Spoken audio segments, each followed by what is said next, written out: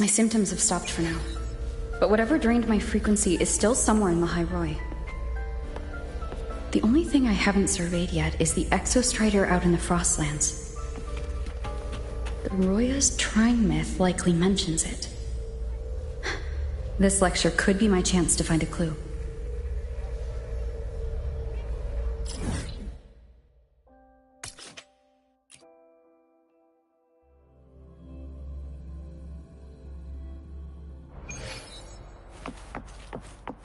Relax, I'm off duty today.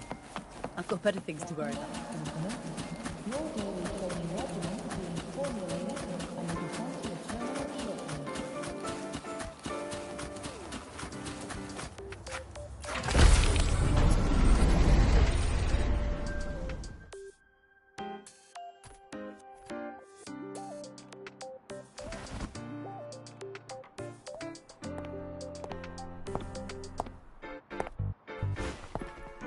Now, we reach the second epoch of the Royan Trine myth, the Sacred Reactor Epoch.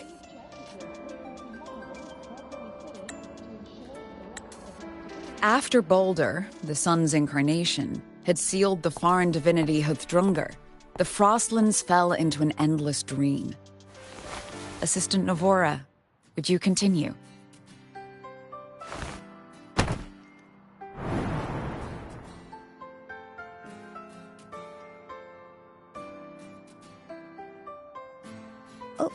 Okay.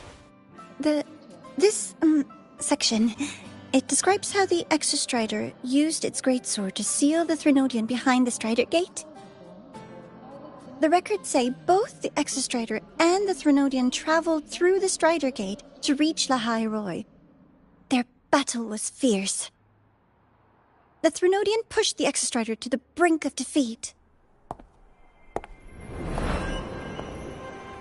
But at that moment, for, reasons unknown, the Exostrider's reactor drive flared with blinding light.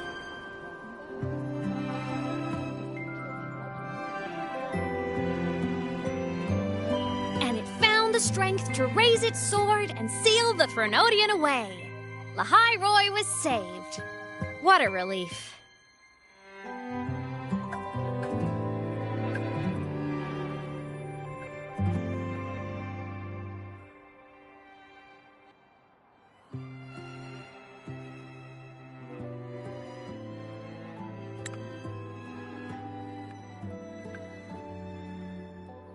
Hi. Nice to meet you. I'm Imeth from Rebel College, same as you. First time seeing you in class. Trying to collect credits from all 4 departments? That's ambitious. Welcome to the academic quagmire. Imeth, I've been looking for you. I never got the chance to thank you. Thank me? The day the Eye of the Threnodian appeared, you drove it back and saved me. Did I? Sorry, I don't remember that. She doesn't sound like she's lying. Then how...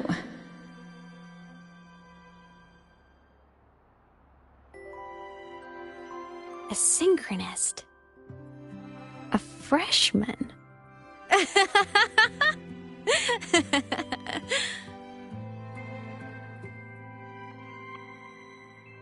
What's so funny?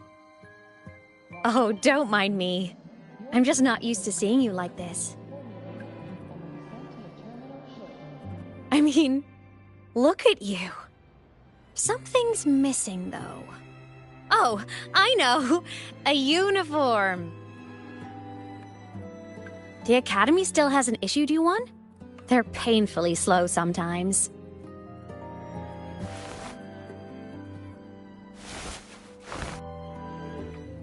Imeth?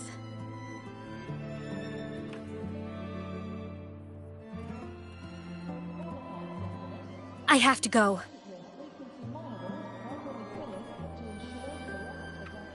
Gotta run, Professor!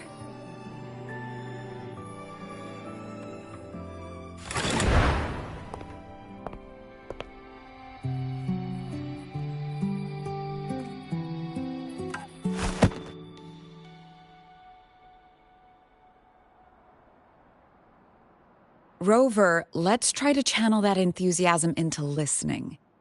Do come see me in my office after class, okay?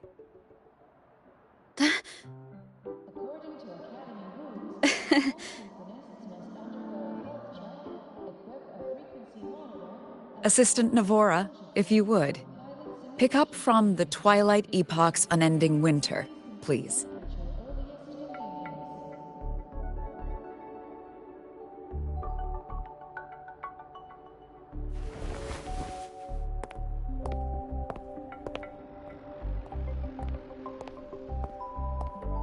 Sigrika, could you come to the library with me? Okay. Hey, did you notice the new student? The one who kept talking to herself during class?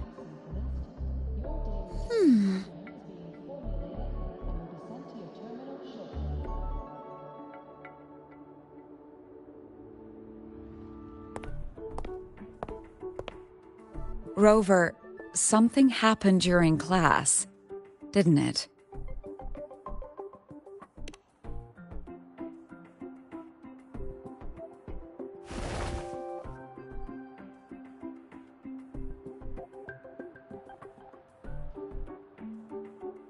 So a girl named Imeth just got up and left the lecture hall.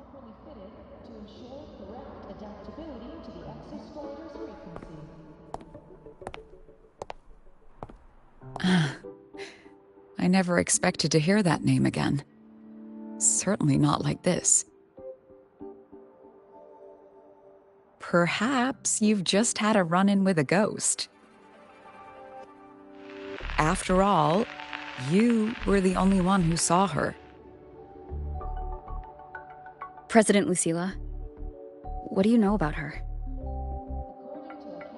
Stay at Rebel College long enough, and you'll eventually hear her name mentioned. Though it's a story from over a decade ago now. Imeth was a synchronist. Brilliant, popular. Professors had high hopes for her. Then, during a piloting drill, she simply vanished. She climbed into a simulator with the others, but when the cockpit reopened, hers was empty.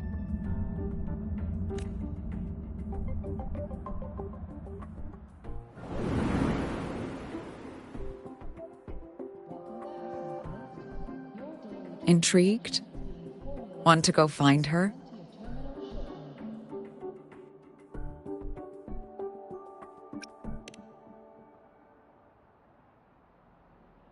She saved you. Seems the mysteries around that girl are still multiplying.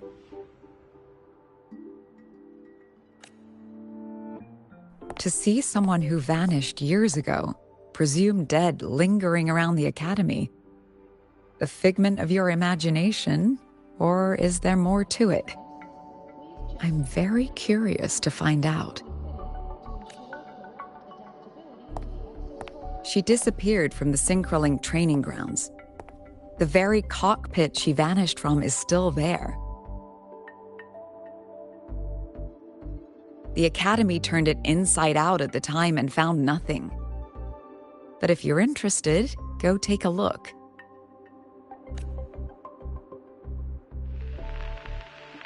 I expect you'll dig up some new surprises for us.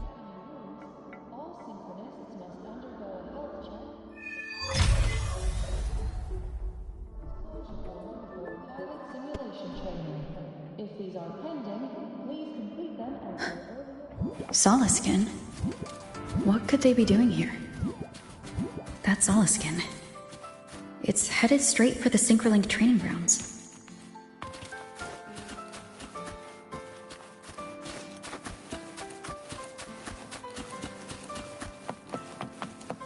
Ah, you're early. If you got time, be sure to show me that super door. Isn't it a bit weird to wear your piloting suit to a class in another?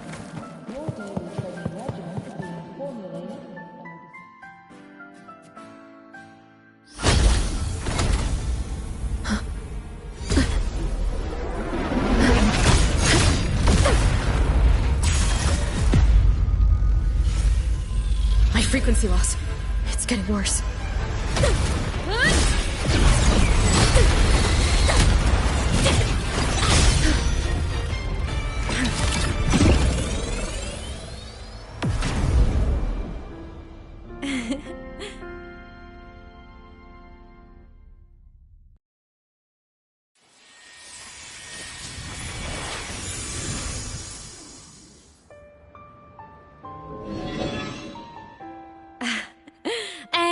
Nope.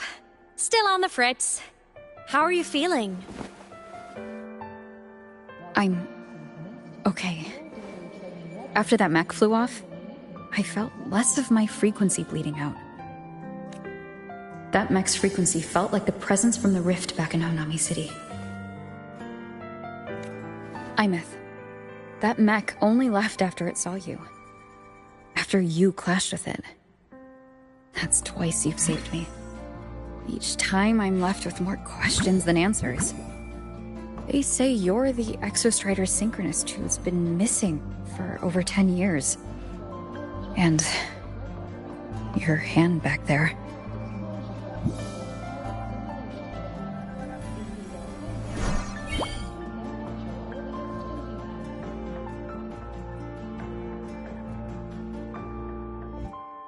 Me? I'm not the Exostrider Synchronist now. I'm its Resonator. I just died first. Call me a digital ghost.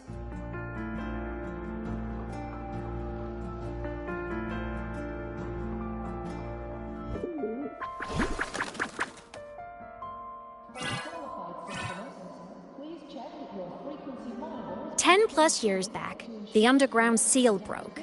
The Threnodian on the other side of the Strider Gate was about to swallow Lahai-Roi. I was still a student. My sync with the Exostrider hadn't hit 100% yet. But there was no other choice. The Exostrider was still sleeping. So I had to do something unorthodox. So you overclocked yourself to try to resonate with it? Yup. Impressive, right? I woke the big guy up. If only for a second. The seal held. The crisis averted. Everyone I cared about, they made it out okay. But it was too much for me. My body couldn't take it and got totally torn apart. So yeah, I died. But I'm still here, just floating around. I've been a little invisible. Well, a lot invisible. To everyone until you.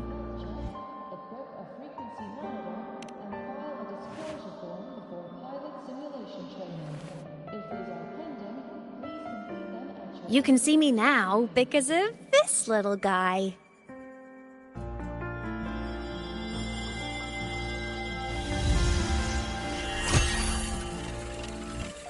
The Exostrider's reactor core. My existence is kinda tethered to it now. Think of it as my heart. Even as a digital ghost, I never stopped trying to pull myself back together, to get back to reality. There's something I gotta do, and I gotta be the Exostrider's true resonator to see it through. But our resonance started with an overclock.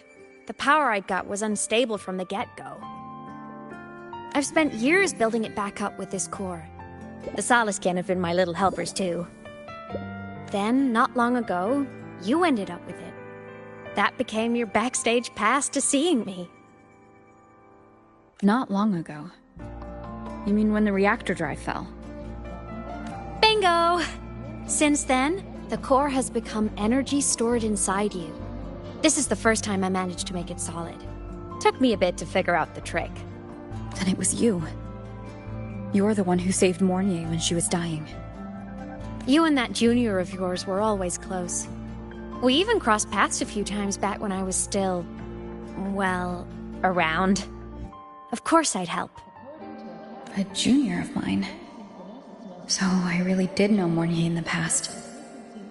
Oh, and by the way, when you charged in to save Professor Mornier, you looked pretty cool.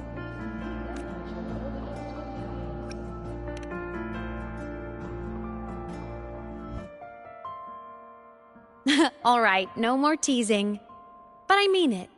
No matter what, you always choose to save. And to me, that's the coolest thing in the world. The most beautiful. Anyway, back to business. The reactor core is tied to Sigillum. That's the mech that attacked you. It's like those void worms you fought. Made mostly of exostrider parts, but corrupted. Contaminated by Threnodian void matter. Sigillum stole a chunk of my power. That threw a wrench in my whole reassembling myself project. Now it's after the core too. Since Sigillum holds this piece of the Exostrider's power, it can't be killed completely as long as the Exostrider and I exist. Now, it can only be me who stops it.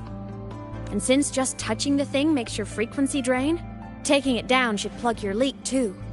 Plus, I get my power back. Win-win. But see what it's doing to me? Even with you holding the core, I keep flickering in and out. One second I can touch you, the next I'm fading right through. So annoying. So will you help? You've got the core, and the reactor drive is wrecked. I can't do this alone. Also, I've noticed, when the core is in your hand, it runs faster. I can tell you're leaving a few things out, Imeth. Still, you helped me and a lot of people in Lahai-Roi. That's enough for me to trust you. What do you need me to do? Existence is the imprint life leaves behind. Being remembered, talked about, and seen. All the places I went when I was alive bear those imprints. The core's running lets me find and record those frequencies. These little cuties have been my scouts. And they'll be our guides now, too.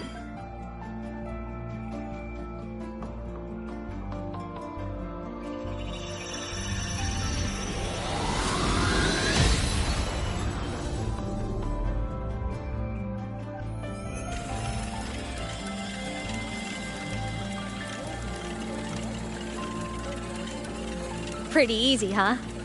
All you gotta do is carry the core and follow our lead. I'll do it. Alrighty. Thanks in advance, study buddy.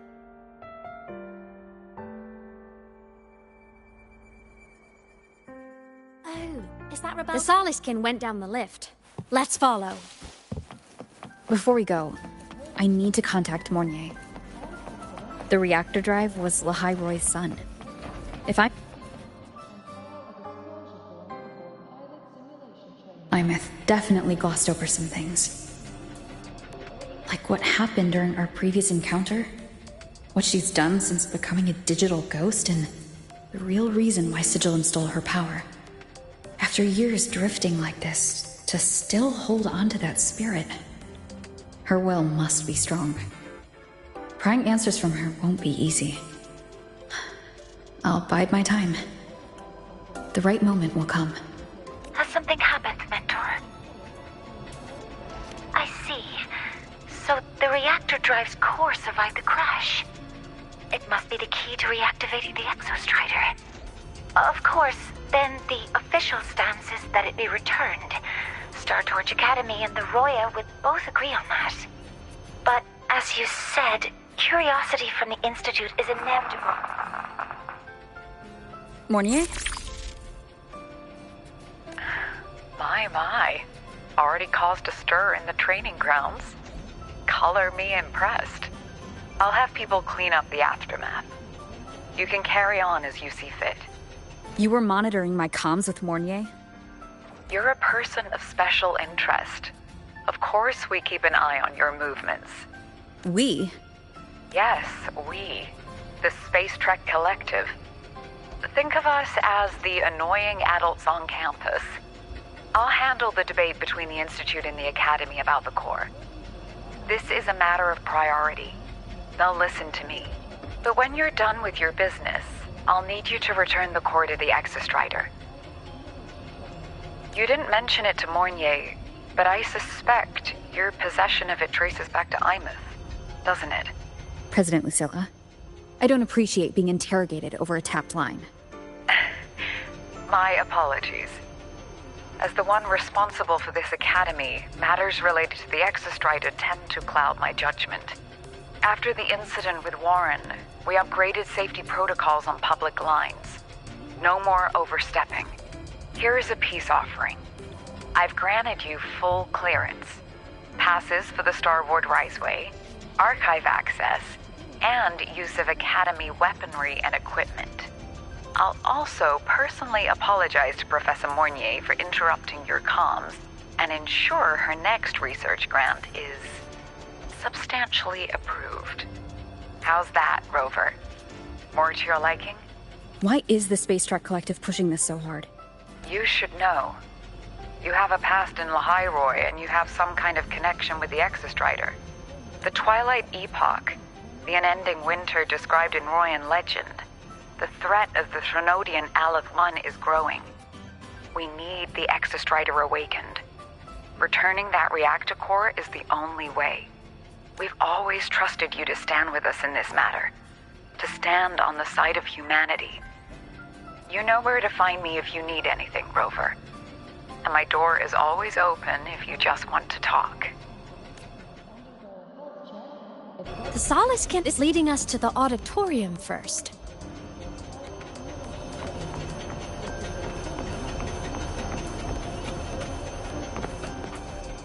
The new solar celebration is almost here. I wonder what they'll put on this time. By then, exams will be over, and we'll finally get a long break. Ah, vacation. What's not to look forward to?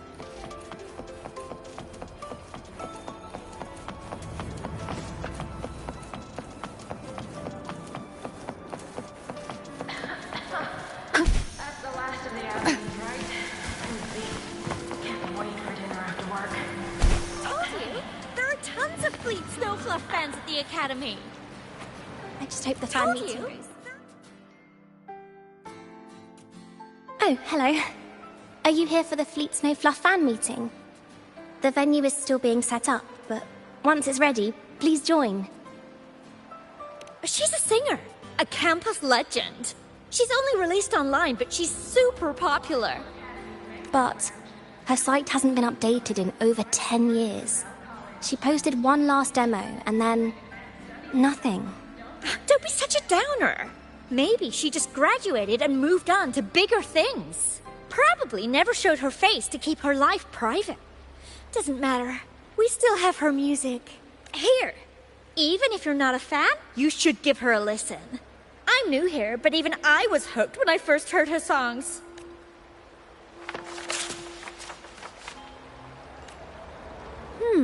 Nice print. A fan meeting. Huh. If they're happy, I'm happy. Come on. Let's follow the Solace Kin and see what's going on in the auditorium. Told you! There are tons of Fleet Snowfluff fans at the Academy. I just hope the fan meeting goes smooth.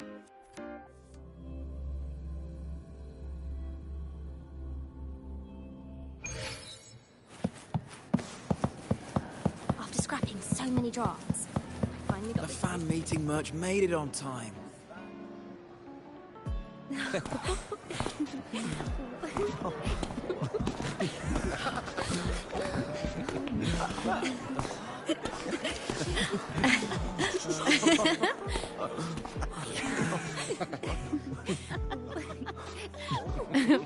What?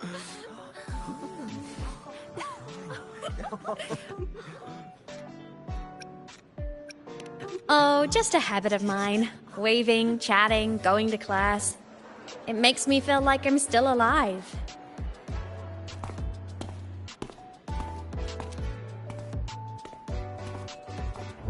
If I stop, I might forget what it felt like to be human. Call it a self-reminder.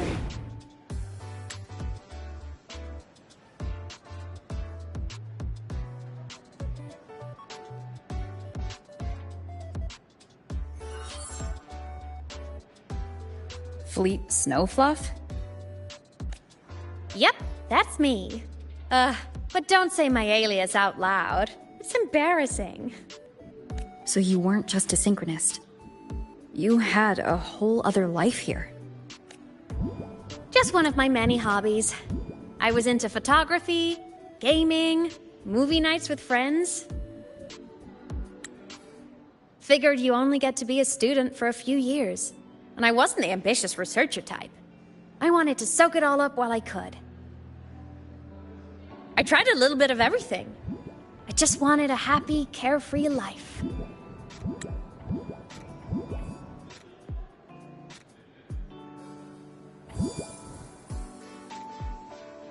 Who knew I'd end up as a ghost, stuck as a student for 10 more years? How awful is that? Wait, does this mean I'm never gonna graduate?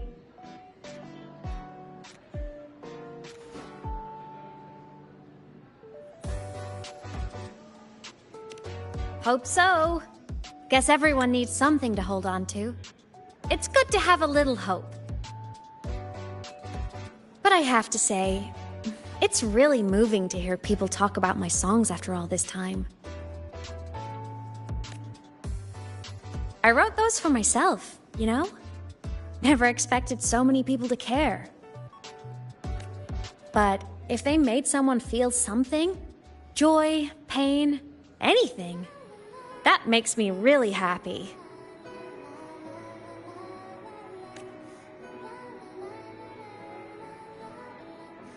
Hey, listen. Hear that song playing in the auditorium? That's the unfinished demo I left on my site. What a shame. I really should have finished that before the training run. Now it's my little musical epitaph.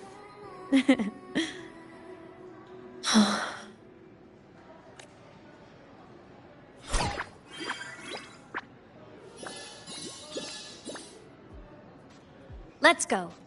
The Soliskin is calling us.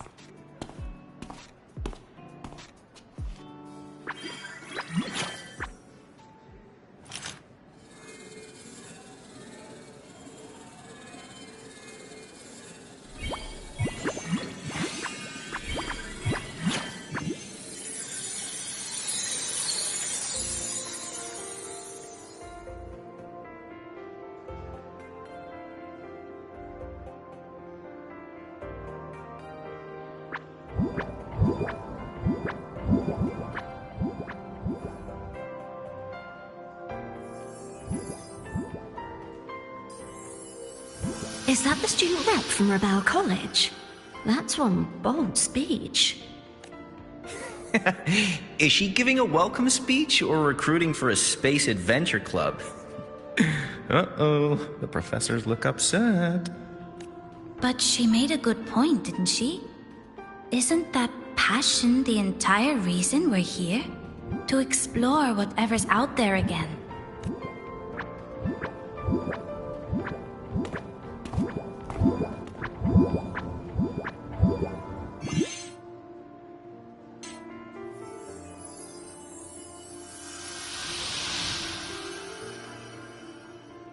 Imeth, right?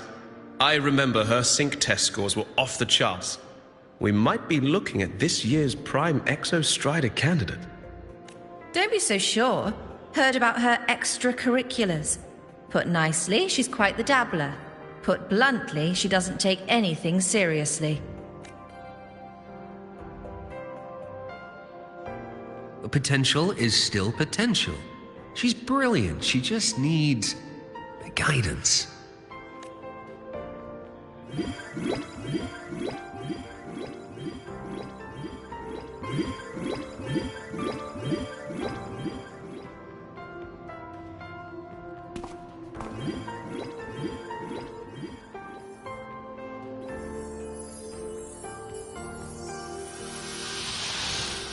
May we one day walk among the stars, to touch with our own hands a universe so cold, so real, and so breathtakingly beautiful.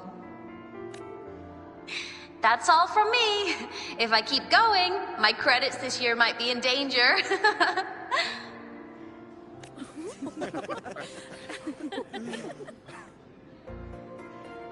It's an amazing feeling to be here at Star Torch Academy, and to know I'll be sharing this journey into the great unknown with all of you. As a student, I can't wait to start this new chapter of my life. There's just one thing missing today. I wish my family could be here in the crowd to hear this. So, to her, I want to say, I'm doing great. And I'm happy. Everything is just as you hoped it would be. So please, don't worry about me.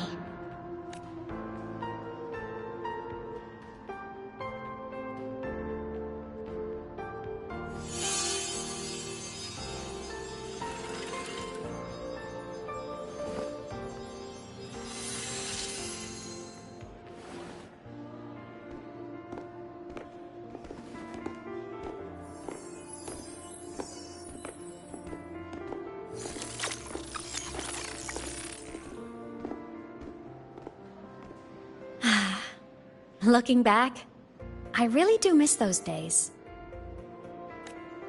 Star Torch Academy is a nice place. I mean, I caused my fair share of trouble, but the professors never turned me away from lectures. You saved Lahai-Roi, Imith. But you paid for it with your future. And no one even knows. Of course not. If I hadn't have done what I did, so many people would have died. Besides, saving the world is a pretty nice feeling. I wish I could have been there. At graduation. To hug my friends and wish them all the happiness in the world.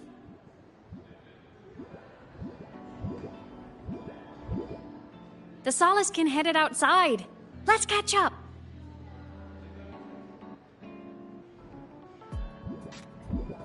If it's leaving the campus, it's probably going to the Frostlands. Right, we'll need to take the Starward Riseway. That place above the sword? Yes, a frozen, silent plain, white with endless snow. The place where the Exostrider finally sank into slumber.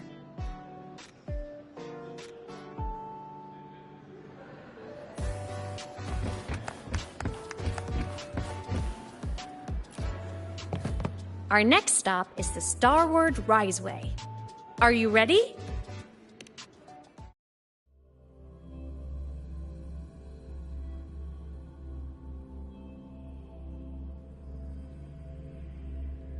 When I was a kid, I once hid in the Starward Riseway and made it to the Frostlands all by myself. Bold even as a child. I hope Hee. last time. Everyone confirm you've got everything.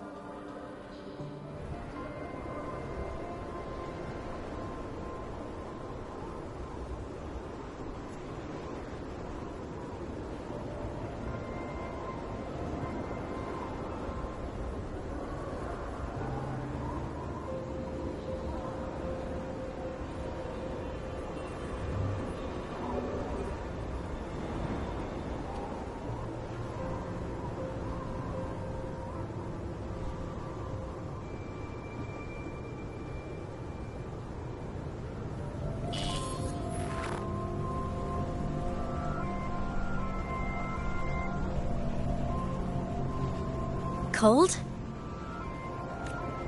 I'm fine. What about you? Between you and me, ghosts can't feel the cold.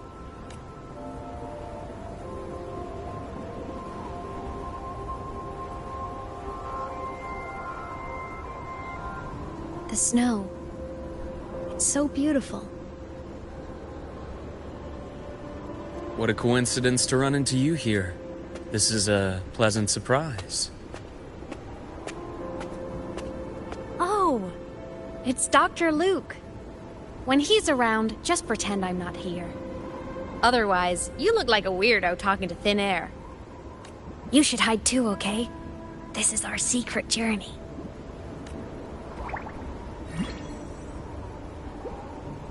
You know him? He's the school doctor. All the students know him. I didn't super well, but I do know that he's been in Lahai-Roi for a long time, and you can trust him.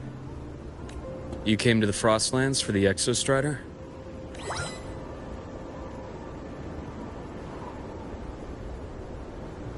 I'm headed the same way.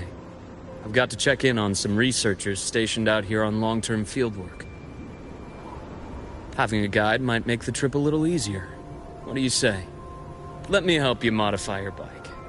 There are quite a few waterways, and its current setup might not handle them well. You know how to modify bikes? You pick up a few things when you come here as often as I do. Oh, I used to love riding. My friends even called me the Speed Queen. Though that was usually while they were white-knuckling the seat and screaming.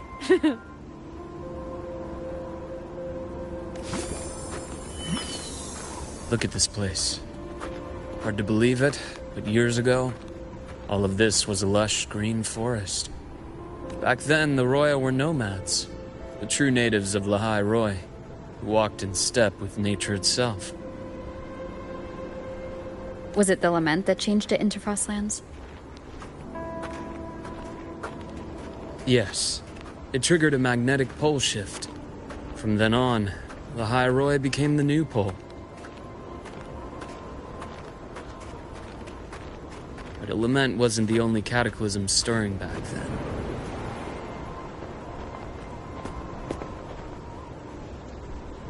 In the past, we had already reached the stars, but at some point, the etheric sea spread to cover all of Solaris.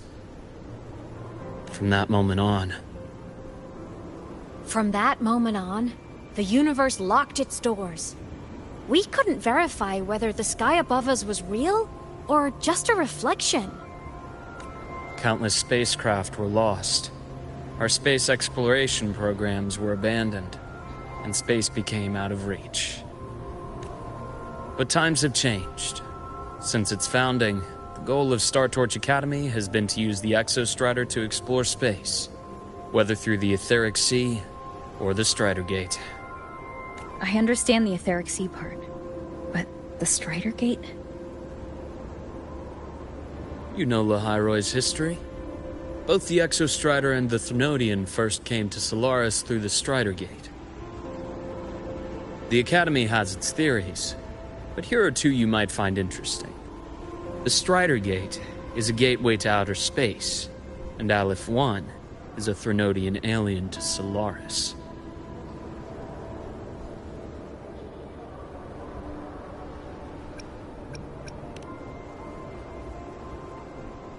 With a gateway like that, of course we want to open it. But to pass through, you must awaken the Exostrider and be prepared to face Aleph 1 head-on. I've long believed that Aleph 1 poses a far greater threat beyond void storms and void worms. With other Threnodians, we can at least glean clues of their nature from their places of origin and the civilizations they emerge from. But Aleph 1... our knowledge remains blank. So many dream of being the Voyager who returns from the stars, the first to walk the cosmos once more. But in all these years, no one has succeeded. The Etheric Sea phenomenon cast us into isolation, but it also gave birth to all our dreams of what could lie beyond. And those dreams are still alive today.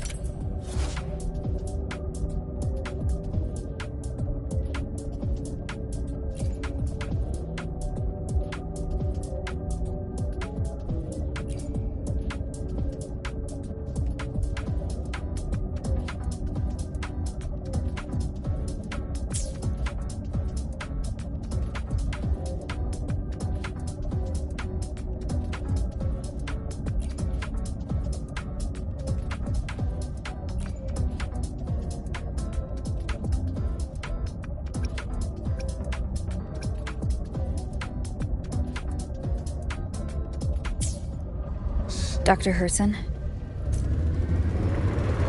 Just call me Luke. It has a nicer ring to it, no? Then, Luke, you asked about my feelings on the Academy. What about yours? How long have you been here? About 20 years. I was a traveler before that, seeing what Solaris had to offer. Then a friend asked me to come to Lahai-Roi, to keep an eye on things here for her. You see that? Ancient life forms, frozen right into the ice walls. Millennia frozen in a single moment. Preserved so perfectly you can almost see what they used to be. To be stuck like this forever. Kind of miserable, don't you think? Must be around here. Someone's ahead.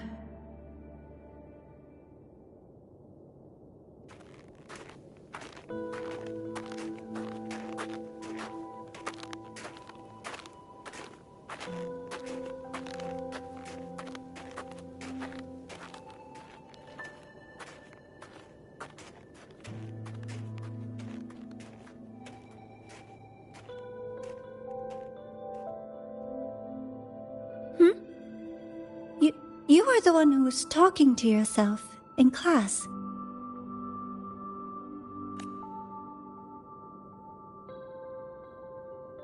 Whoopsies! Oh, and Dr. Herson. You are traveling together? Did the Academy greenlight a new field trip? Just my routine checks on the field researchers. Rover here has their own business to attend to, but we're headed the same way.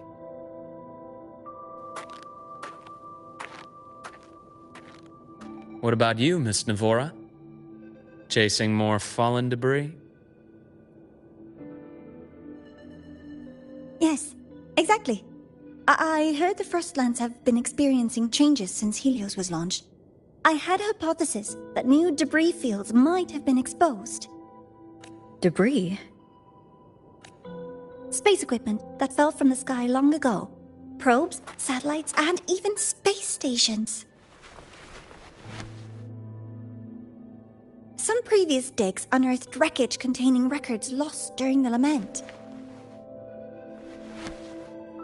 Oh, and images. Photos taken in orbit of other planets.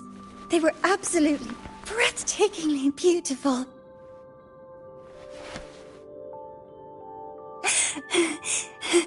Oh, sorry. I got carried away.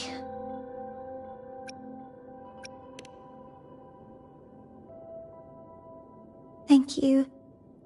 Sometimes I'll just start info dumping. I know it's not the best.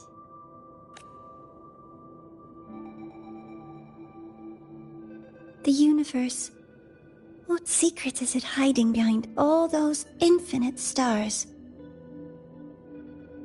I really want to know.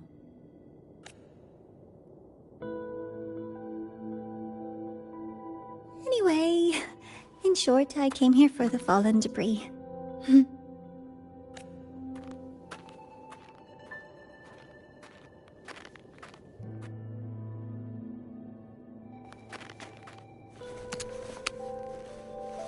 The data on the instrument shows there's a high chance that close by... Huh?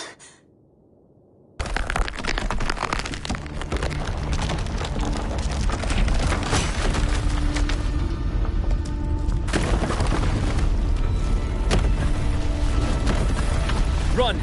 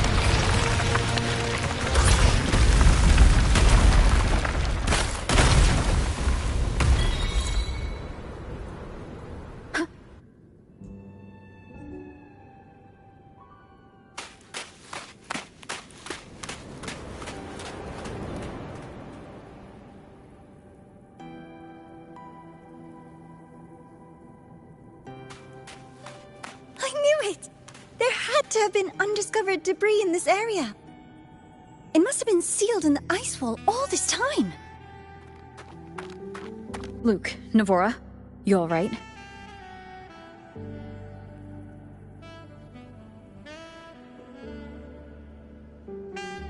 Oh, I'm good. Perks of being a ghost, you know? I'm so sorry. It's my fault for putting everyone in danger. The collapse was an accident. We're all okay, so don't blame yourself. But the way we came in is completely blocked.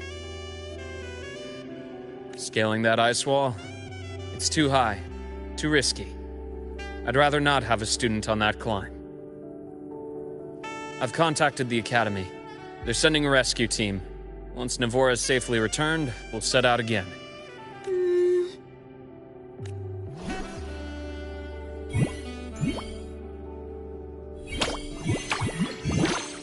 Oh. Hey, little guy here says our next stop is deep in the ice. There's a path at the bottom of the station. Want to check it out? What about waiting inside the station? It's freezing out here, and another collapse is possible. It's safer to wait for the rescue team indoors. I agree. I want to see what's inside too. With Rover on the team, a quick recon should be manageable. Up to you. Hey, question. Before you came to Lahai-Roi, did you do this kind of thing a lot? What do you mean? Like traveling with a crew, seeing the sights, stumbling into trouble, then going your separate ways. Like a classic road trip movie, you know?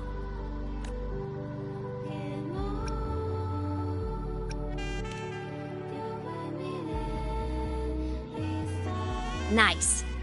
I happen to love those. Looks like this time I get a co-starring role. Amazing! Let's keep going, study buddy.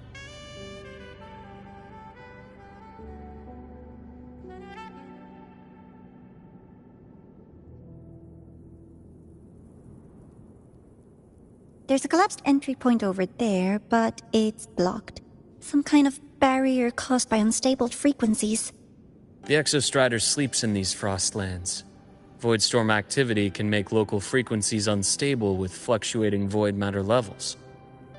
Oh, taking this opportunity, let me grant you access to the module adapter. Huh. It's already unlocked. That must have been Lucilla. Let's move to an area with a stronger signal so it can be deployed.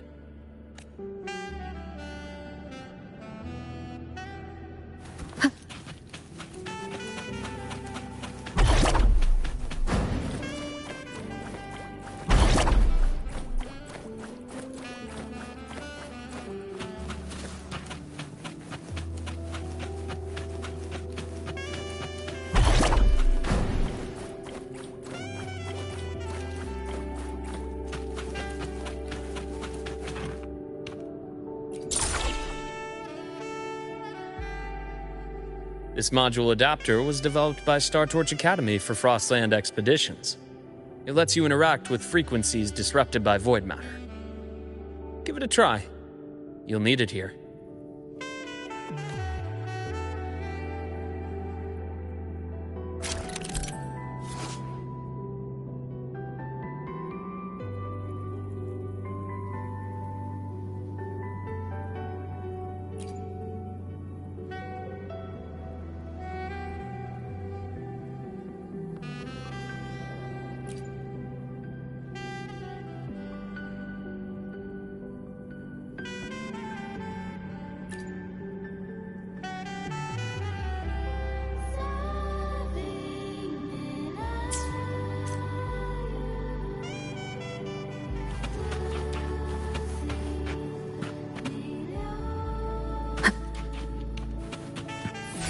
Hopefully this helps.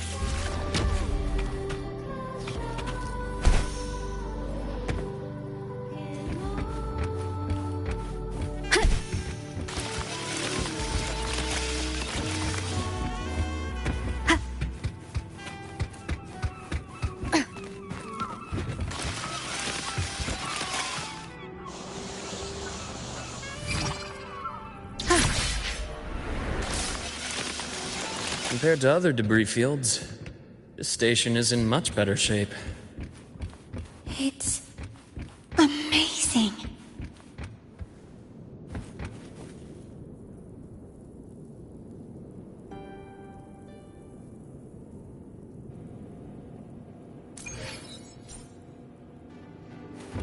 Back in Mount Firmament, I saw characters like this. They belonged to the court of Savante. But I still can't make out what it's saying.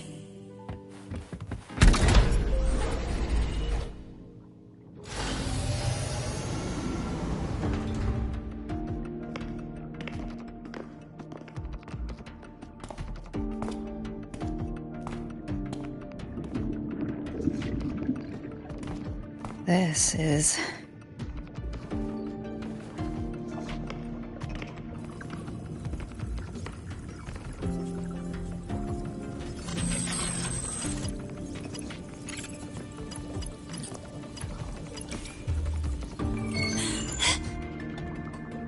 Welcome aboard the Skyark. I'm Wenlu, your guide for today's tour.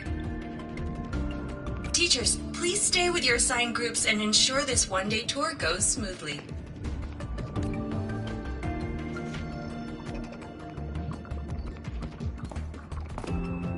Please direct your attention here. This containment unit holds droplets of the etheric sea itself. As you know, the etheric sea suddenly appeared above Solaris one day. During that initial event, the court of Savante briefly glimpsed a figure of a white-haired woman. She vanished in an instant, leaving countless puzzles in her wake.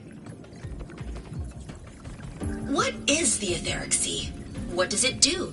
And why does it appear? The court of Savante conducts research here at Skyark to seek answers to these questions. Next, please scan your clearance with the system and follow me in an orderly manner. We will now proceed to the central deck.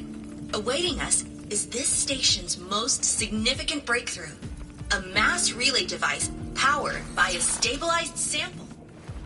A sample of the etheric sea? If it's part of the fallen debris, can it be? This research started before the phenomenon first appeared? Oh my, this is an absolutely incredible discovery! Thank my lucky stars I came to the Frostlands today. That guide was probably a hologram frozen in the system's memory. Huh. Those brilliant minds in the Institute will be wetting themselves over this. One-day tour, huh? From the way she spoke, the visitors must have been school kids. Guess hopping a shuttle into orbit wasn't a big deal back then. The containment unit looks custom-made too. Transporting those samples safely would have been a massive logistical operation. Huh. Court of Savante Space Station. This is an exceptionally rare find.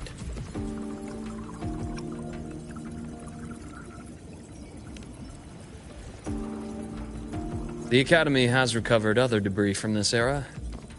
The systems have enough common architecture for me to manage a basic reboot. As for the Court of Savante's characters, let's just say I developed an interest in it, under unique circumstances. The characters on that pen, they're Court of Savante letters. I obtained it by chance. In fact, it happens to involve you. But this isn't the place for that story. When we're back at the Academy, come by the infirmary. I'll explain then. After all, it is a long story. Ooh, sounds mysterious. I want to hear the story too. Please. Pretty please.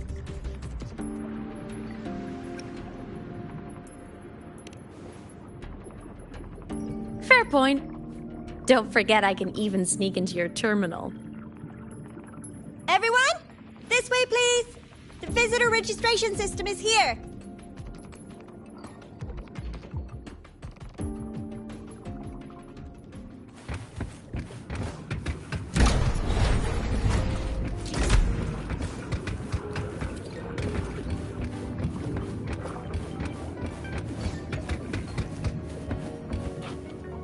Welcome aboard the Sky Ark space station. It's an honor to share this vessel of knowledge with you as we journey across the stars.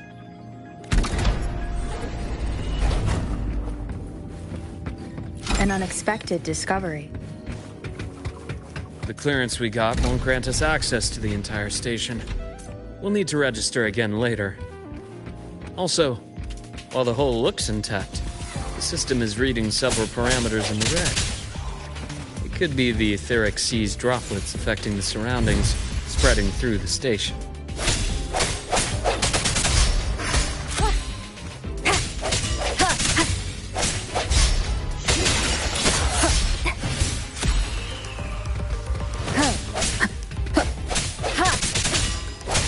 Striking from the shadows. Hopefully this helps.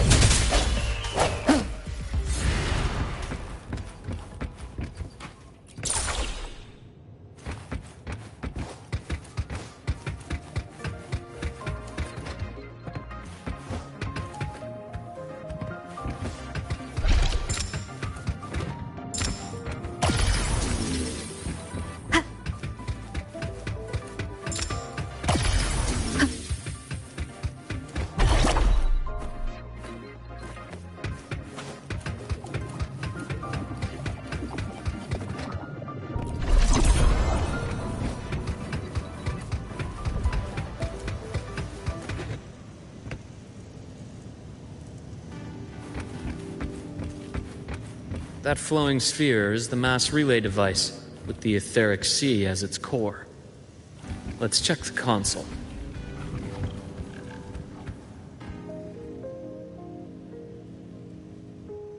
With the droplets dispersed, some space station sectors have become unstable. This mass relay device shares the same origin as the droplets. It can stabilize them, and also punch a corridor to other sectors. Incredible that it has such capabilities.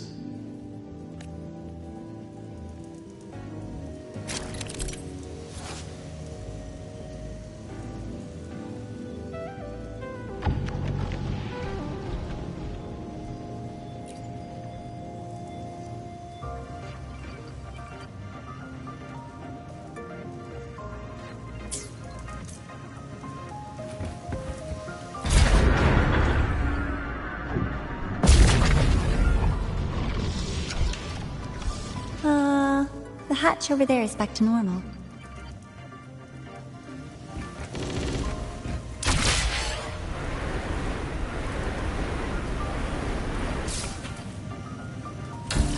Interesting.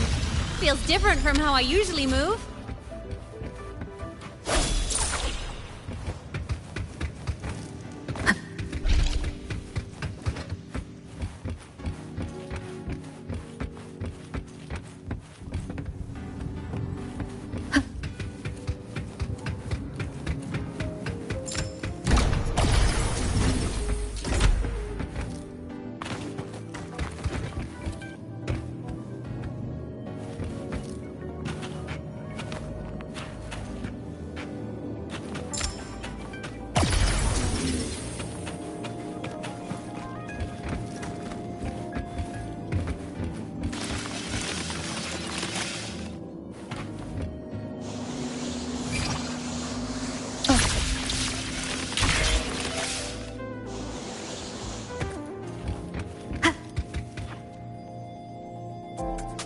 Pathway's blocked.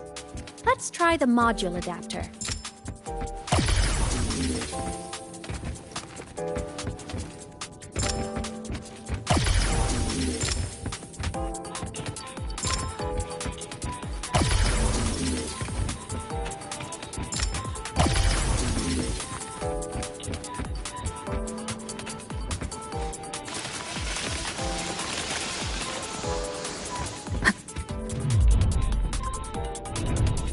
Here. Hello? Digital Ghost, remember? Hacking this is easy. Welcome to iMeMat.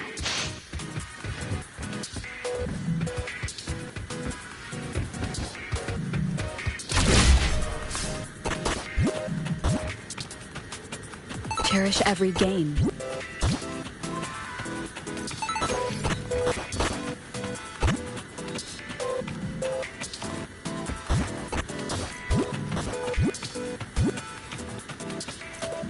An unexpected discovery.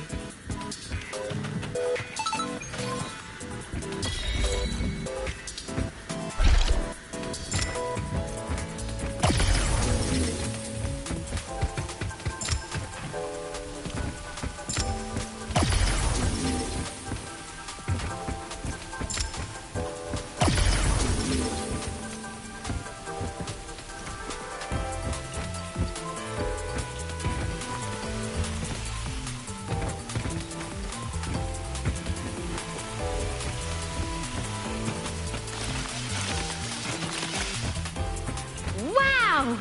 Solaris' rising star, everyone! What a leap! Oh, come on. Track system activated. Done. This track was used to transport experimental samples from space. The storage facility should be just ahead.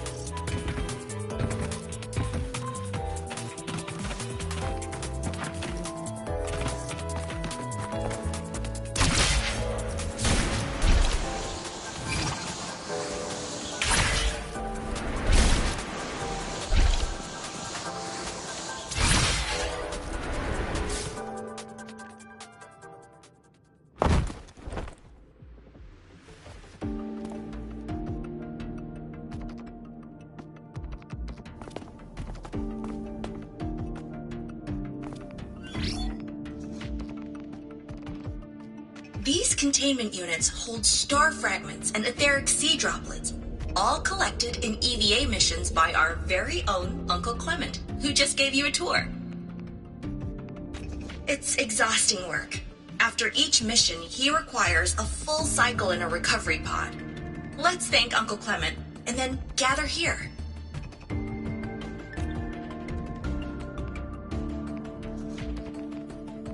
Now, please welcome Project Director Jun Shi to give us an overview of the Etheric Sea Initiative. By now, you will have experienced our mass relay device.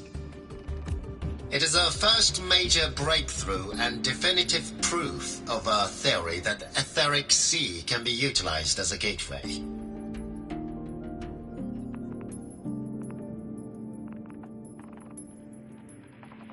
The droplets exhibit unique quantum properties. Used as a medium, they could help us reach places no one on Solaris has ever set foot.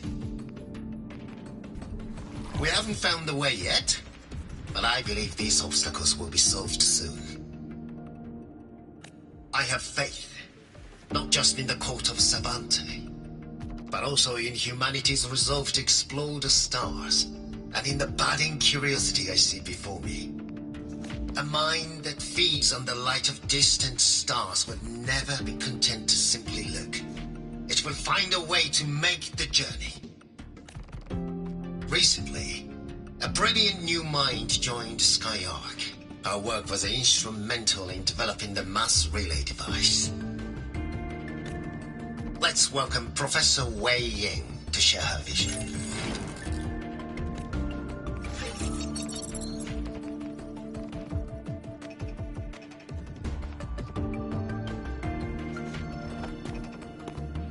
A pity. His hopes never came true. Humanity's quest to reach the stars has only gone backward. To feed on the light of the stars. Pfft. Venturing into the unknown beyond the etheric sea. Romantic idea. Though who says something ugly isn't waiting out there in the dark? Over here. I found something interesting in the system logs. The station fell long ago. But according to this, the Skyark system was briefly reactivated after years of silence. Could someone still be alive? Not likely. we'd have found signs of life long before now. The activation sequence was used only to seal hatches and lock equipment. After that, nothing. Can you see who activated it? Hold on. Yes.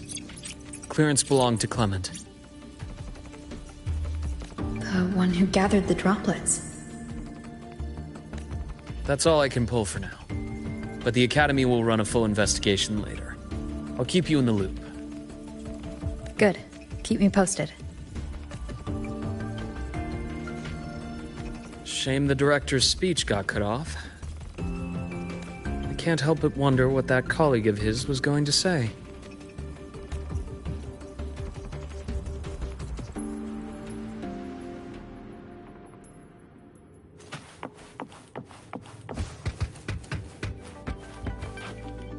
Welcome aboard the Skylark.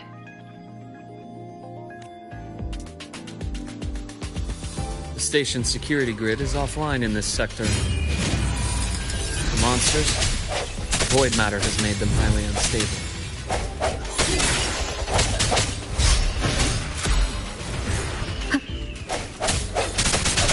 Strike from the shadows!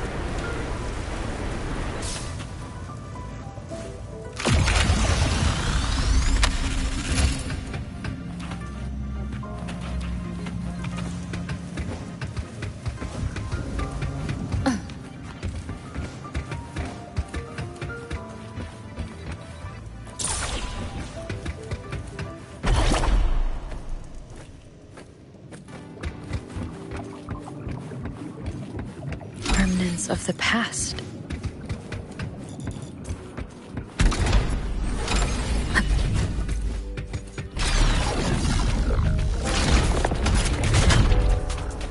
Leave it to me. Hopefully this helps. Break.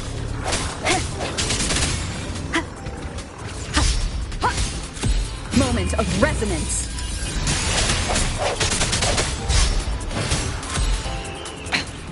One more time. No hesitation.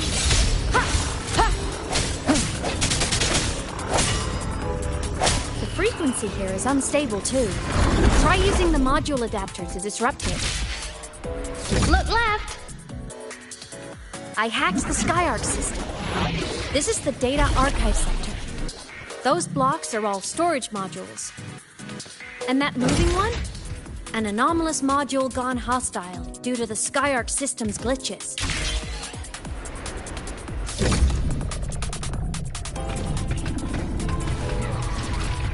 Hopefully this helps. Void matter levels seem to have risen.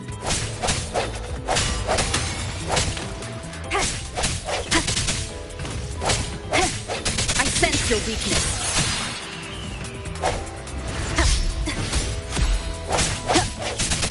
Hopefully this helps. The end has come.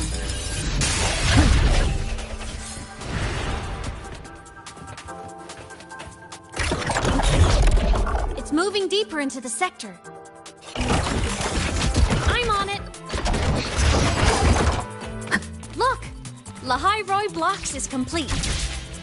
In the Space Fantasy, Katia series, every copy included this game. I love it so much, and I'm really good at it. The anomalies here are more pronounced than before.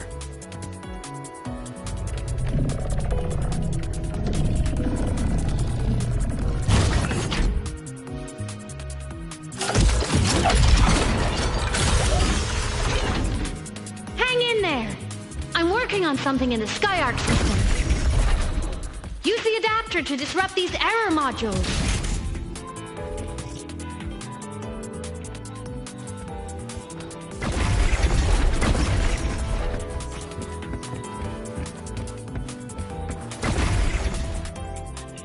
complete.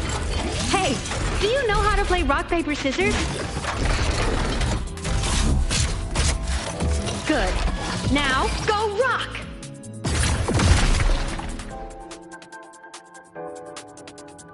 Yeah, we won! Amazing play! Wish we could play another round of Lahai-Roi blocks again.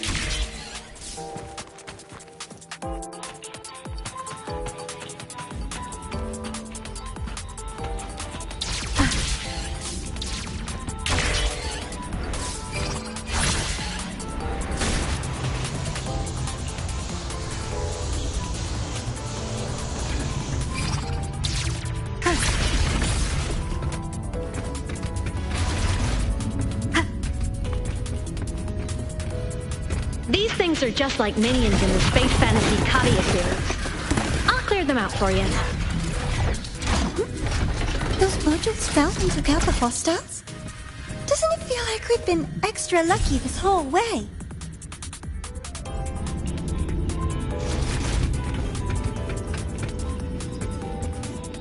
These things are just like minions in the Space Fantasy Katia series. I'll clear them out for you. Those modules fell and took out the hostiles? Doesn't it feel like we've been extra lucky this whole way? You're right, but some modules did attack us.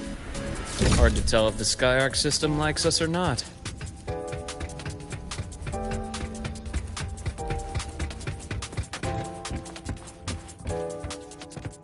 Welcome aboard the Skyark space station.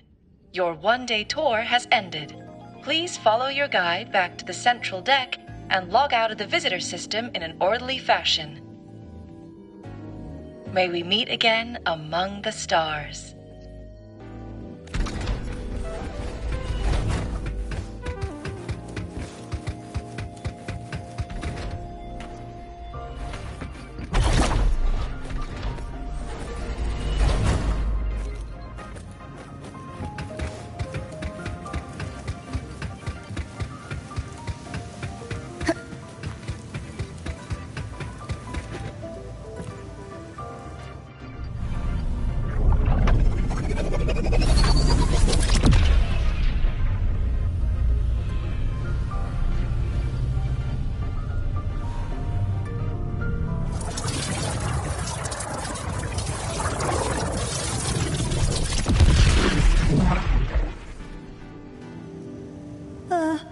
There are traces of void storm contamination everywhere. This concentration of void matter should have flooded the upper decks by now. Could something be containing it down here? Further in. Something's down there.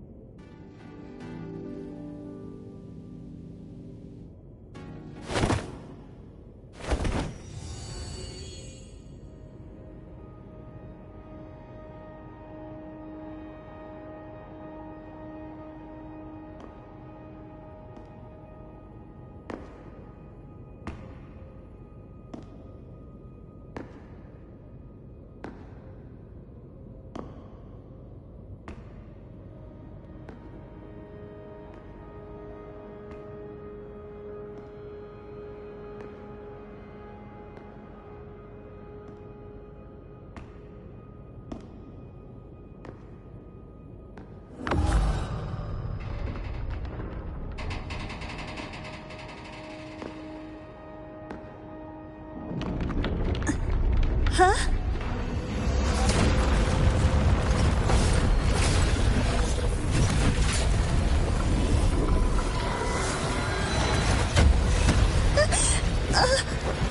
That hurts. Navora!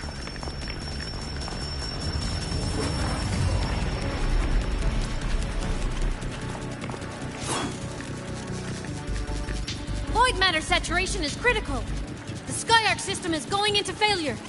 I'm going in to try to stabilize it.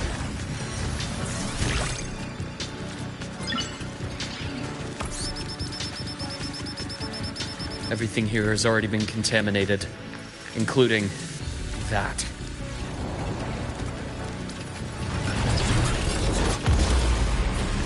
doctor's perspective, the only healing left for what this man has become is release.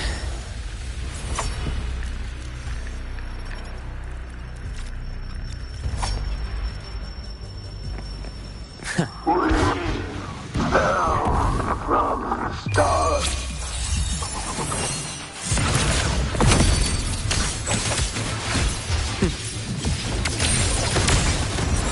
Imbalance and here. Split in four.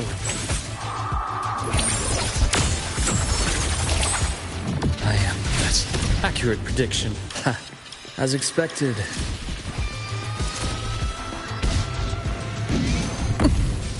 My past gets deeper.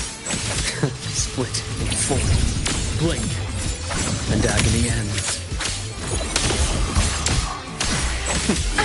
Bad timing. I am the Tempest! Charge. Hopefully this helps.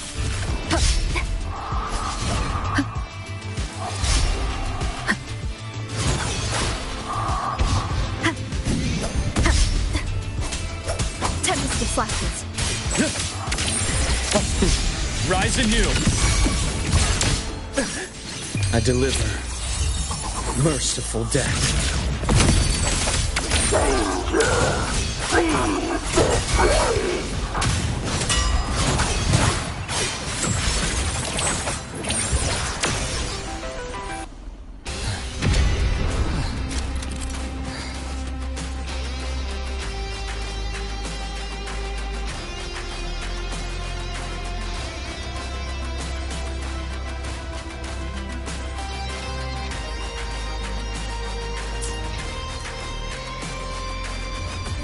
Ash takes form. Game over.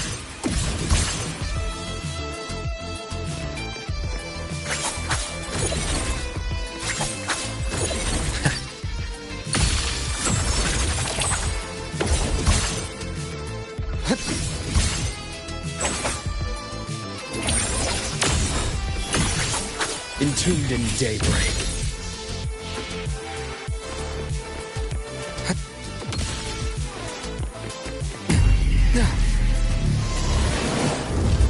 Accurate prediction. I am the best.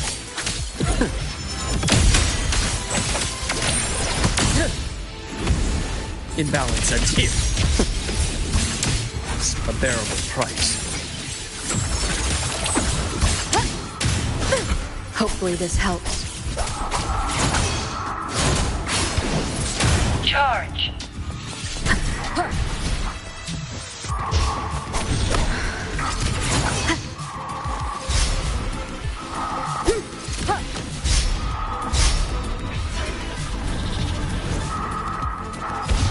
Hopefully this helps. One more time. Wind rises. Immediate procedure. My scalpel etches your epitaph. I am the best. Rise anew. Wind calls. Waves. Wind howls. Unfettered by bounds. The wicked will face judgment. Hopefully this helps. Pain relief initiator. Error. Split in form. Ash takes form. Rot resected. I deliver. Merciful death.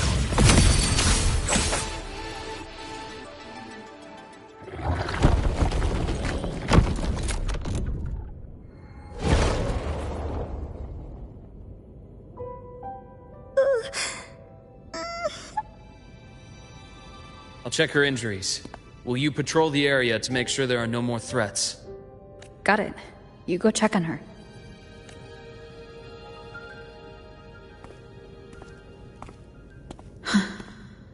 What's that?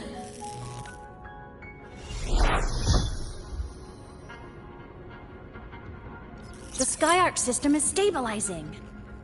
Look, a log entry. Clement. That must have been the astronaut's name. Huh.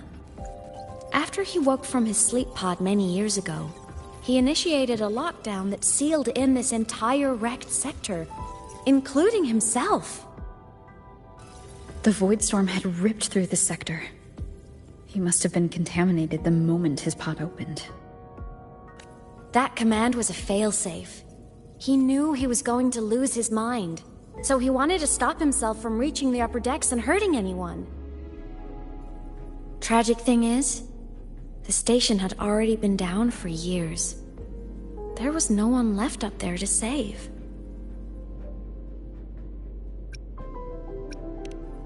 Even if his friends were gone, he might have thought of future explorers. Someone kind to children would have wanted to protect the innocent. To wake up from one long dream, only to fall into a deeper nightmare. Maybe it would have been kinder to never wake up at all.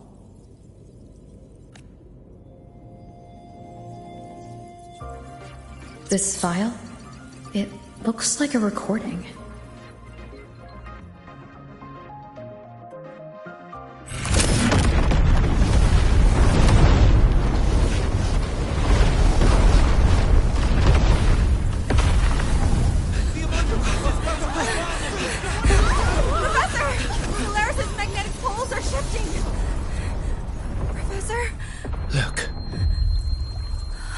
Someone's falling straight from the etheric sea.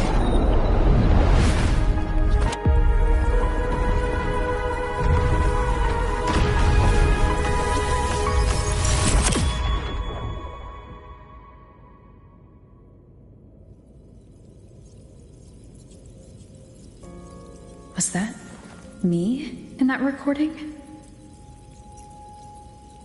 That had to have been the station's final moments, when the etheric sea phenomenon suddenly spread and engulfed all of Solaris, like Luke said. But those droplets in the sky, that was retroact rain. So that might have been an image of an event long ago, not part of the etheric sea phenomenon itself. Did I really fall from the etheric sea? Or what lay beyond it? Junshi did say the droplets could act as some kind of gateway. Back then, could I have? Imeth? What's up?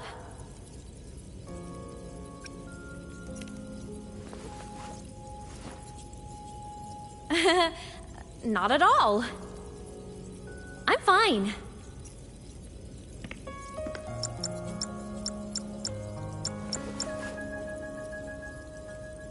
I'd recommend you keep this private. Don't leave the recording for the Academy's teams to find. Remember what I said earlier. It's a nest of competing factions. Anything connected to your past needs to be handled with discretion. So, what do you think, leader of the Black Shores? Very few people know about that. Be direct with me, Luke. I know you knew me before, but I acted mostly as a bloom-bearer in the past. You and I, what exactly are we to each other? Friends, I'd say. Not the kind who lived in each other's pockets, but, as a Huanglong saying puts it, true friendships are still waters that run deep. We met by chance, and by another twist of fate, you entrusted me with a rather long-term assignment. How about this? Strangers in passing who became confidants. How does that definition suit you?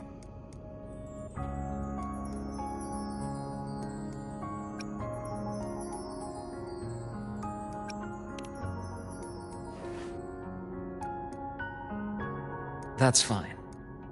Your work in Lahai-Roi won't be finished so soon, and we still have plenty of opportunities to reacquaint ourselves. Star Torch is a web of competing interests. If this video leaks, it'd create quite the cleanup operation. After your sudden exit years ago, People were lining up to unpack your history. Solaris's golden girl. Forever a mystery.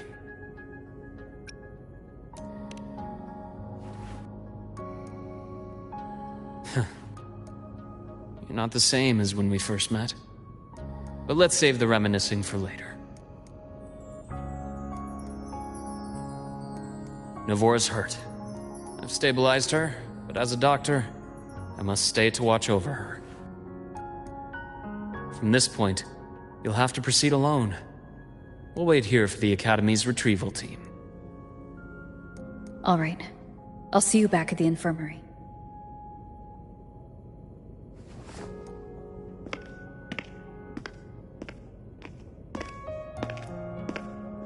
Luke, when you said I'm not the same, what did you mean? Just my impression. I could be wrong, but you seem lighter now. More hopeful. Happier. And that's not a bad thing.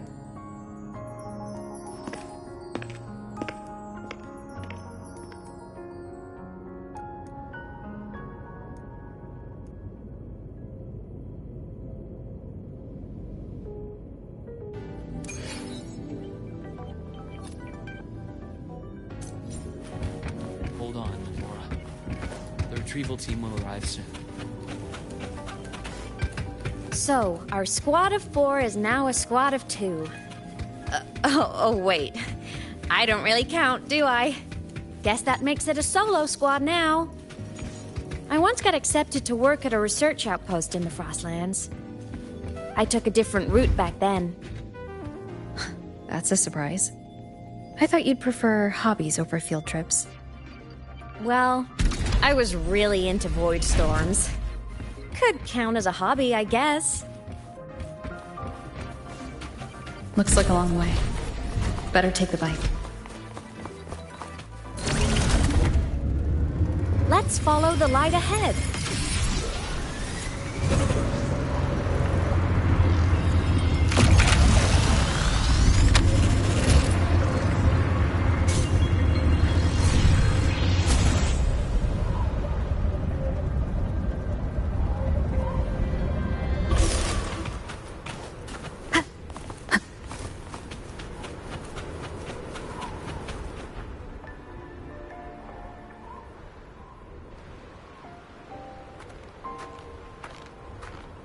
So it was here.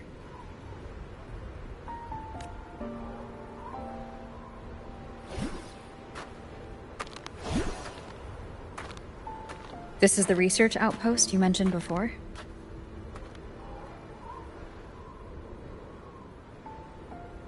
One of them. I worked at several outposts back then, but this one wasn't so lucky.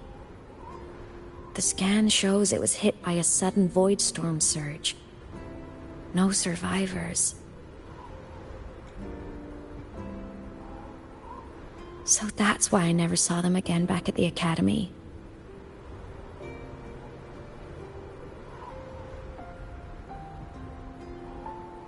I thought I just didn't see them around. Imeth. Anything swallowed by the void storm slowly loses its existence until it's forgotten entirely. If a cassette makes it out, at least there's a record. But if that gets erased too, then even the fact that they died is erased.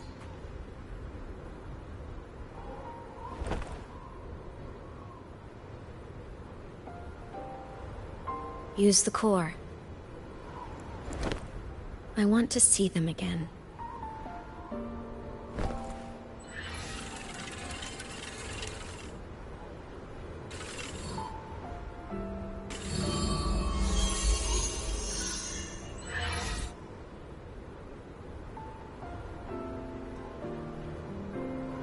Imeth, you were amazing. If not for you, that Glomoth would have crushed us to a bloody pulp. I'm still shaking, but you're already cool as ice. Are all synchronists from Rebel College as composed as you? If you want to thank her, share your Voidstorm research. To the Frostlands came our little Imeth for this curiosity. You should show her that thesis you've been writing for years.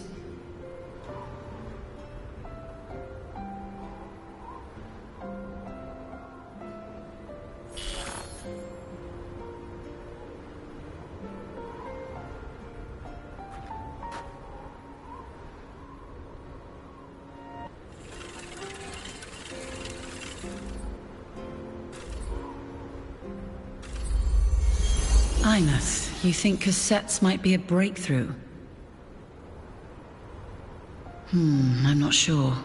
Right now, they're just for archiving. Actual transcription feels like a leap. Try looking to the exoswarm for inspiration. In Lahai-Roi, only one power against the Voidstorm exists, and that all comes from the exostrider. Your thesis or your delicious stew. Either works. I'm not picky.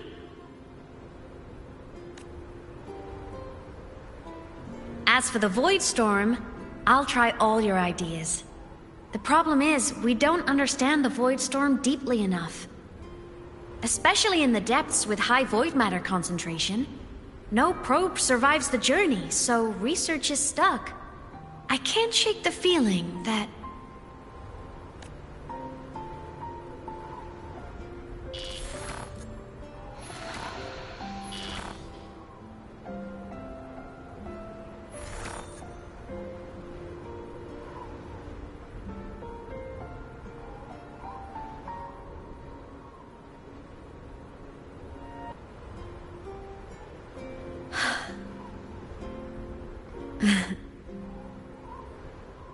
When I was a child, my parents were lost to a void storm.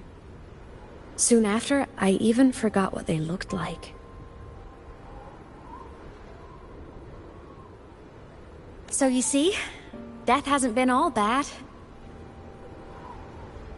Once I became a digital ghost, void matter couldn't affect me anymore. Even if the whole world forgets my friends and colleagues, I still get to remember every single one of them. Imeth? Yep. You don't always have to smile through everything. What's that supposed to mean? I'm happy. Really. It's the way I choose to live. You're too serious. Always overthinking. Hence the long face. You wouldn't understand how happy this moment makes me.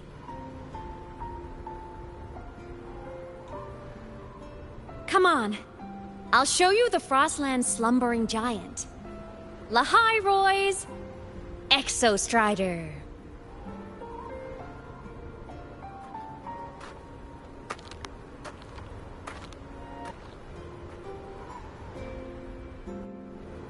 Ever since I became a digital ghost over 10 years ago, I've stayed in Lahai-Roi. Can't get to...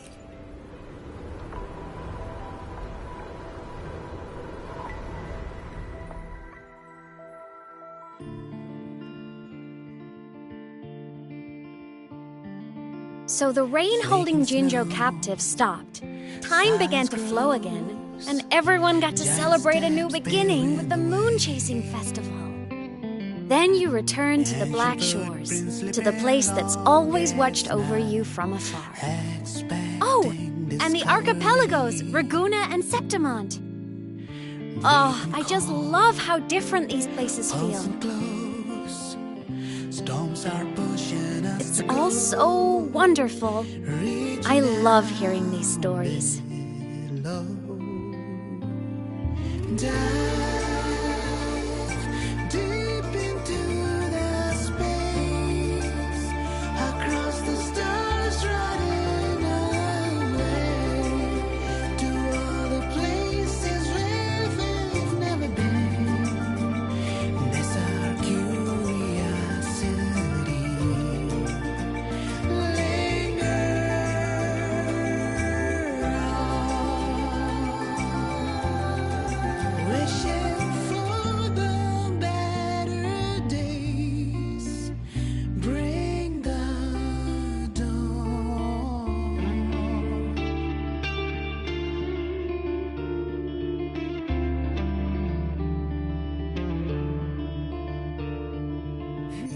Satellites, quiet core, resonance is hard to find. Meteors crash towards frozen crust that can't crush, crave for the unknown. Engine falls. It wasn't all smooth sailing. Plenty of emergencies along the way. Still, it all sounds amazing. And I know you must care for some of the people you met. Tell me, this journey you've been on since losing your memories, have you been happy? Yeah. That's all that matters. This must be...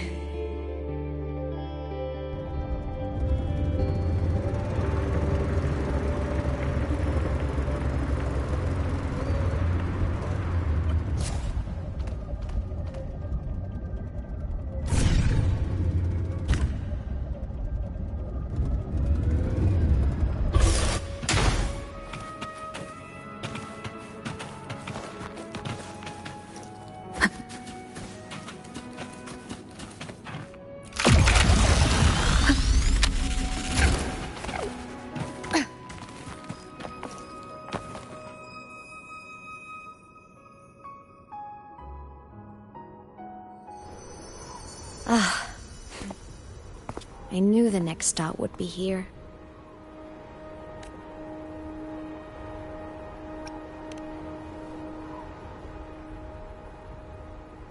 The cabin up ahead. It's where I used to live with my family.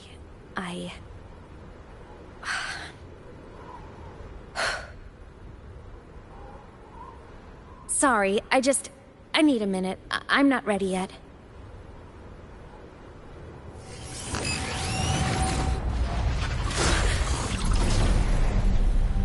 Just like before. The moment it appears, my frequency starts getting sucked out of me. Imeth said it's a Threnodian derivative, like the Void Worm. They share similar frequencies, but my gut says it's different. Go home.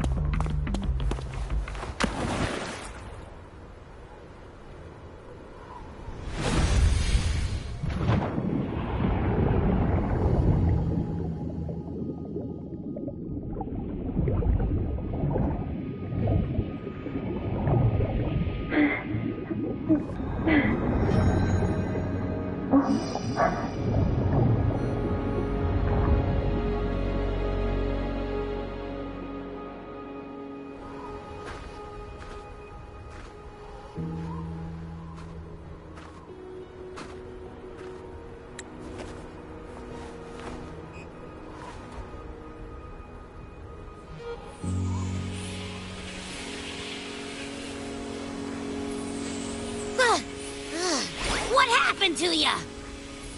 Your frequency's been leaking everywhere. I tried plugging it from the inside, but it didn't work. This is no good. How about this? It stopped. For now, I gotta rest. You did great, Abby. Go get some rest. Don't you ever jump in after me like that again. The void matter concentration down there is too high. If you fall into void space, even you could be consumed. Erased from existence.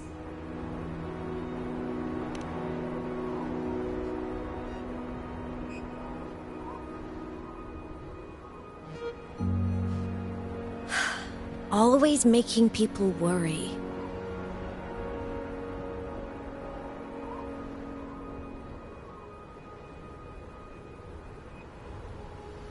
There's a theory in Lahai-Roi. Threnodian Aleph 1, the devourer of existence, is the embodiment of voidance. The dissolution of all things. Its true form is like a black hole. And that theory is correct. I've verified it myself. So far, I'm the only one who's reached it. Because I'm already dead, and no living soul could withstand a place like that. You went inside the Thronodian itself? Yes. Think of a severe void storm as a manifestation and portal into void space itself. A higher dimensional plane. It's pitch black, but also like a kaleidoscope. Inside, time and space aren't linear. Everything is warped. Things the Thronodian devoured from different eras can be sitting right next to each other. I know you've fought many Thronodians, but Aleph 1 is different. It's already one elsewhere. Wandering through the void space, I saw the proof. A graveyard of civilizations it's already ended. The Thronodian's presence in Lahai-Roi is only a sliver of its true self. It's been trying to break through the seal on the Strider Gate to devour Solaris.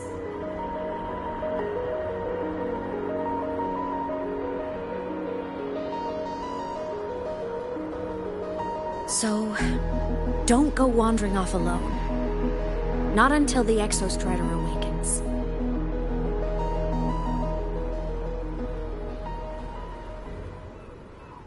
Come, let's rest at the cabin.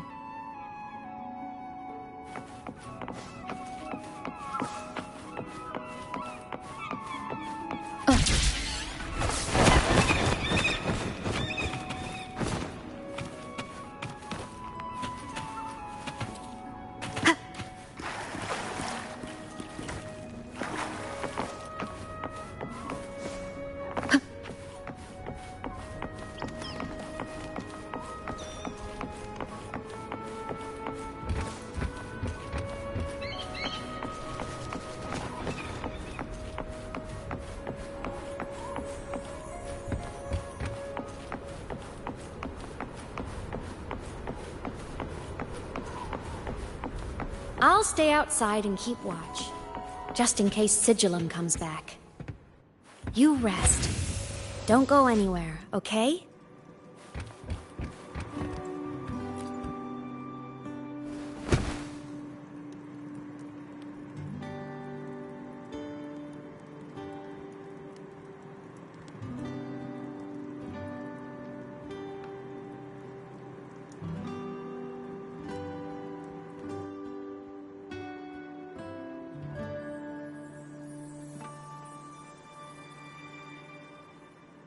I thought I remembered something before in the lake.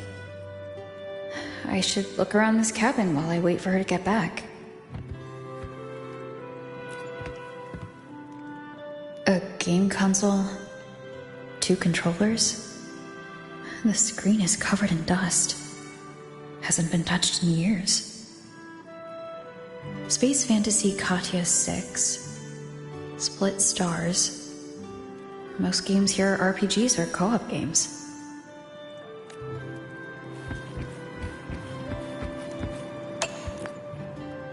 Childhood doodles. All telling stories of heroes saving the day.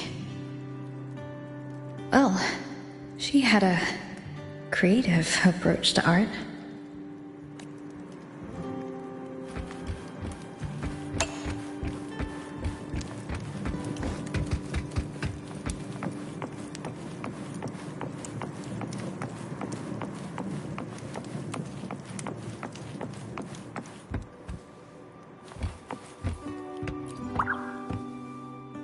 Stuffed toys. A big cat and a small cat. They look like they were well loved. So soft. You could probably hug these all night.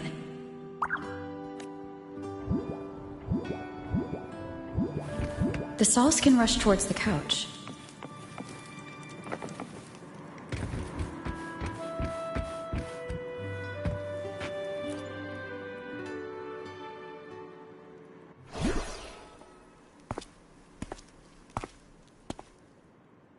Imeth still isn't back, but if my hunch is right...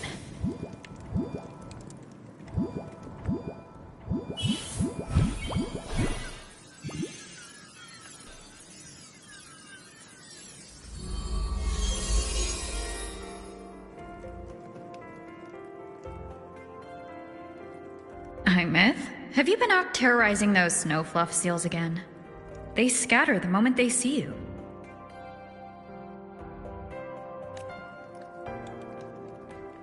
Keep this up, and it won't be long before there isn't anyone left in the Frostlands to play with. Have you finished your lessons? You start school soon. Maybe spend less time gaming, huh?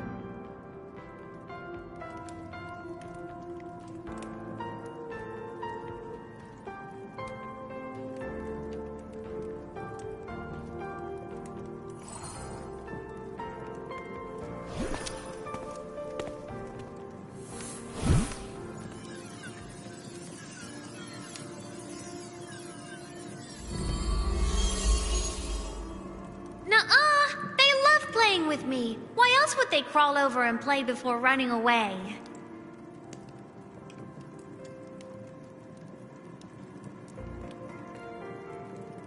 And my lessons... You promised me another level of split stars. No takebacks.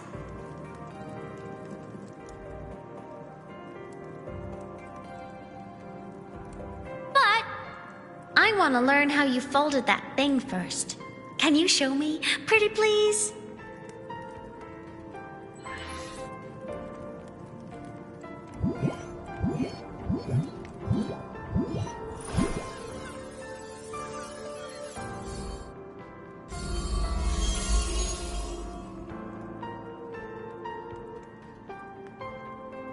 You mean the paper plane? Yeah! Mine always nosedives right away, but yours flew so far. How?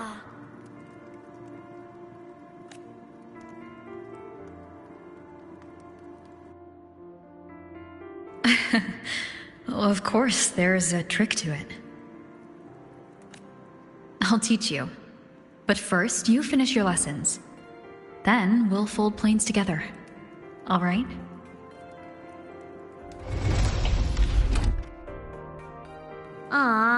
Okay. You promise? I promise. Cross my heart.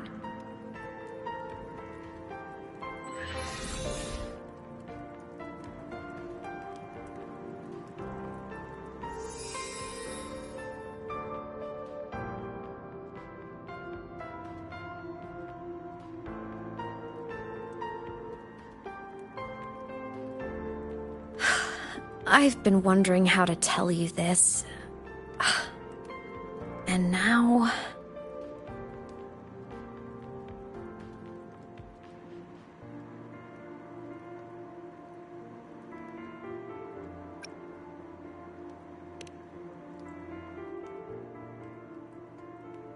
When I was little, I woke up one morning and realized I couldn't remember the sound of my parents' laughter anymore.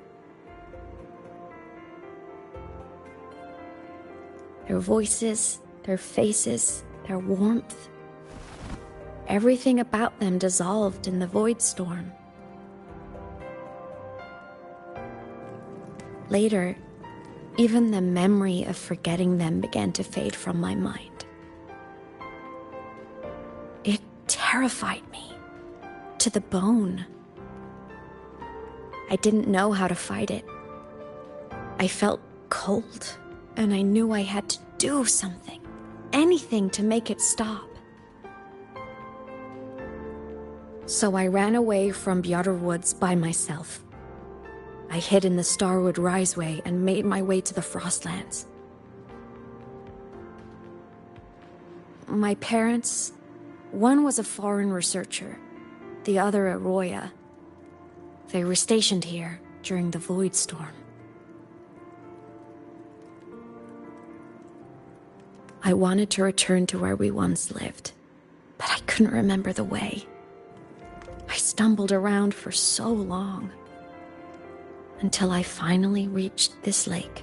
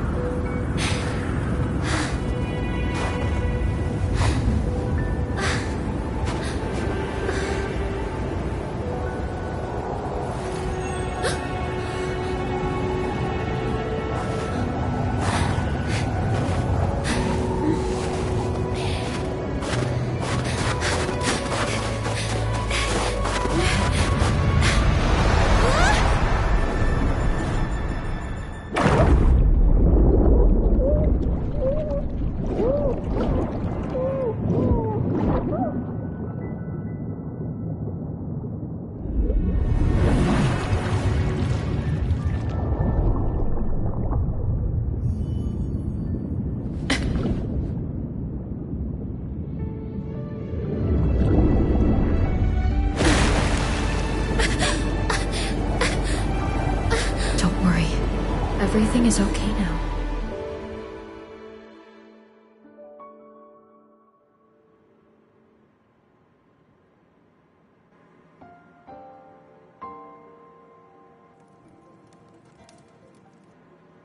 My past self saved you. I was sinking into the lake, choking. Everything was fading, until a pair of warm hands caught me.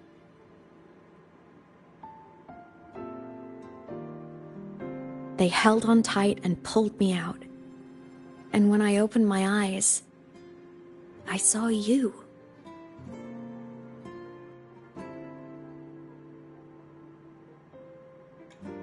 But then I realized the talisman my parents had left me was gone, probably lost to the deep. The thought alone broke my heart. I cried so hard. And you had no choice but to scoop me up, comforting me as best you could. You took me back to your cabin to get warm. And after that, well, you guessed it. I stayed with you there, under your care, until the day you left Lahai-Roi.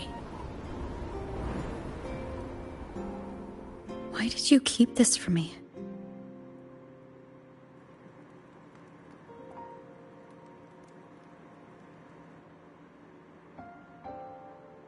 Because it would have been awkward. Imagine someone you don't remember runs up to you, all smiles, saying, "Long time no see. I'm the kid you used to look after." And what would I even say next? Want to go visit our old cabin? I listened to you and topped my class? Or, yeah, I accidentally got myself killed. My bad.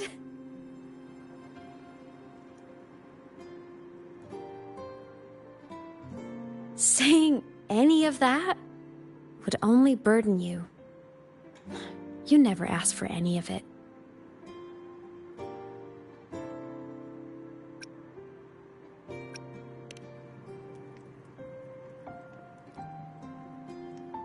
Since I woke in the Gorges of Spirits, I've met many people from my past. They've helped me recover pieces of myself. It's a good thing.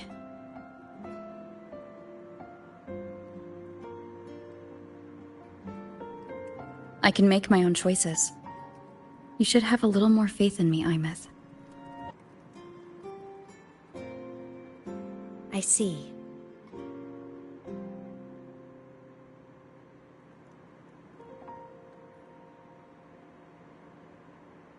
Then I'll just shoot away.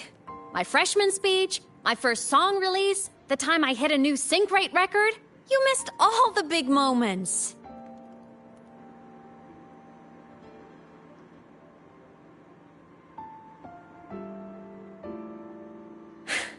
But I couldn't be mad. I knew you were busy. You were always off saving Solaris from the lament. You had to, and I do think that's a good thing. So I thought, why can't I do the same? Look, I kept Lahai-Roi safe while you were away. Sure, there was a cost, but not bad for your unofficial apprentice, right?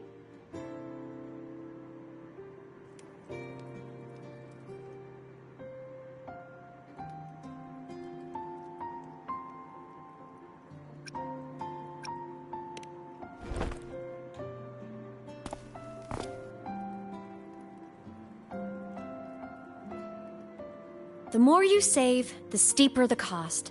I've always known that. But some things, you just gotta do.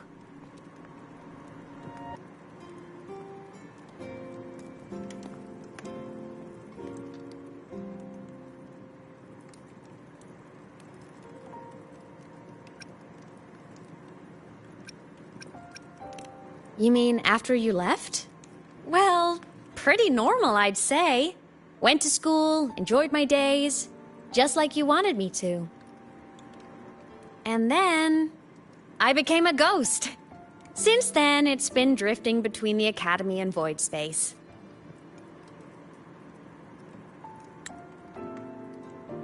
See? There is a bright side. Dying gave me a free pass into void space. I'd call that a win. Gotta explore somewhere, right?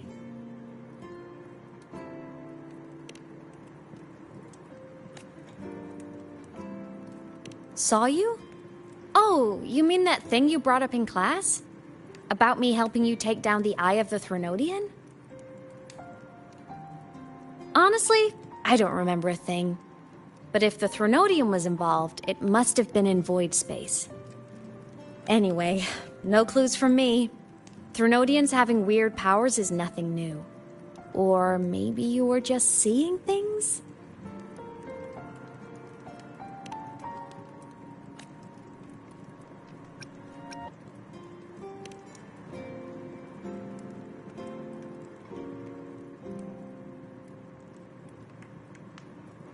Hey, easy now. Just rest here tonight. We'll handle everything tomorrow when you're stronger. Project Rebuilding Myself is going great. Once we reach the Exostrider and recharge with the reactor, we can make for Sigillum and finish it for good. I will take care of the problem for you.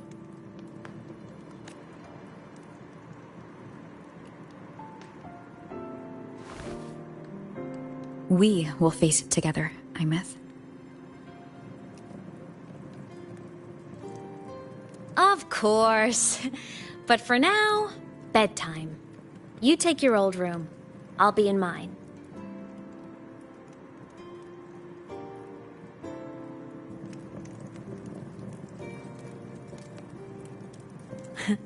Kinda takes me back, saying goodnight like this. Just like old times.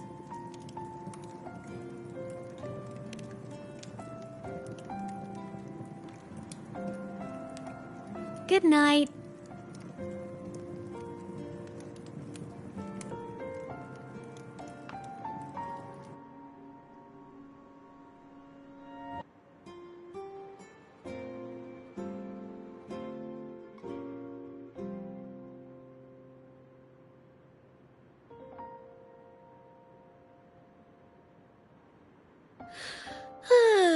Huh? When did I fall asleep?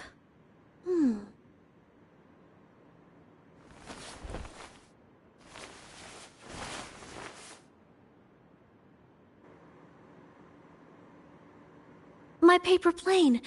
I have to show it to her.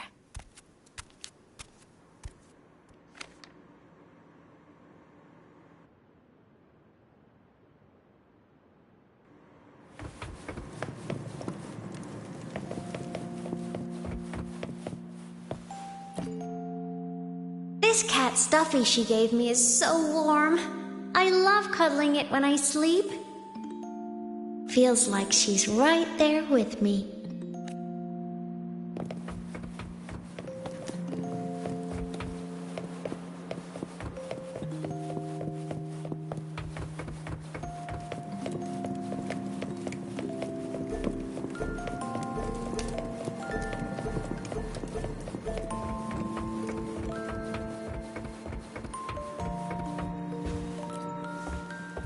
Oh forgot to save my game. That was my best score ever. Next time, I'll definitely beat her record. I'll show her.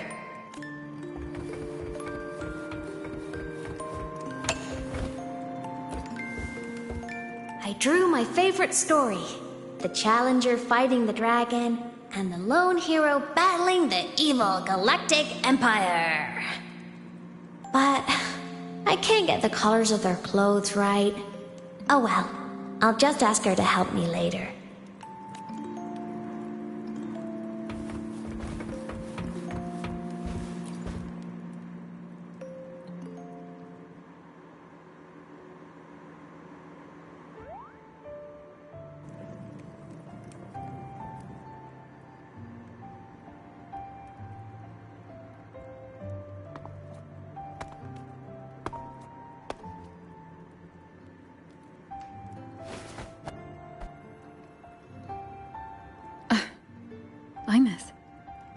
What's wrong? Can't sleep? Are you sad right now? No. Just thinking about some things. You're lying. You are sad. You see right through me, huh? I'm not sad. I just... Well, to put it in your words, I guess I'm thinking about my homeland. Then, do you want to go back for a visit? I can't go back. Why?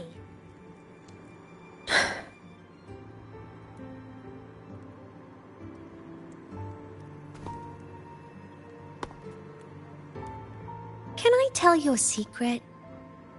After Mom and Dad went away, my chest always felt all tight and heavy. When people in the tribe talked to me, their voices always sounded really far away.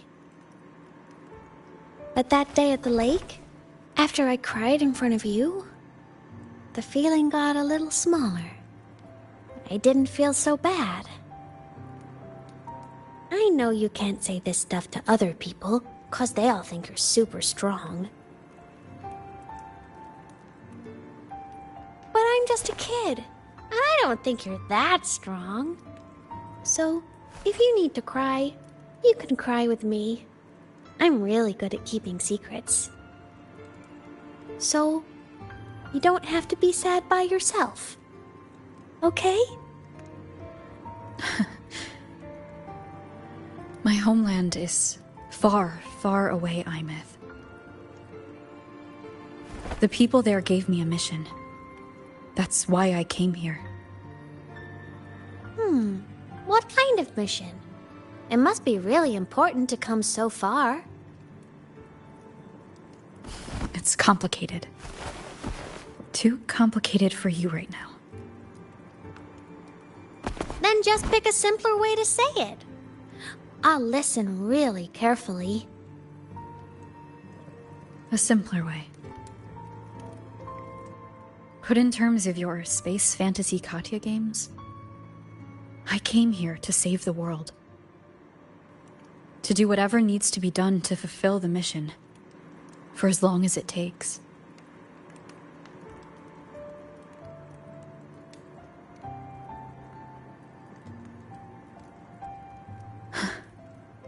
But was it the right thing for me? Because one day I realized I would never return home. I couldn't stop thinking about that faraway place.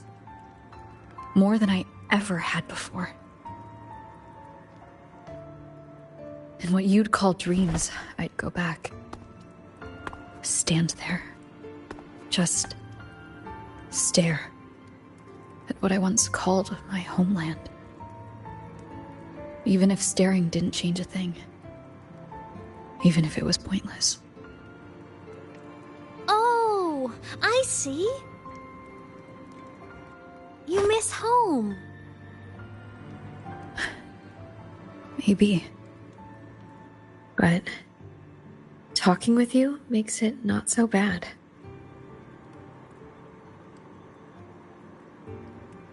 There's still a lot I have to do in this world. This won't stop me. Don't worry about me, Imeth.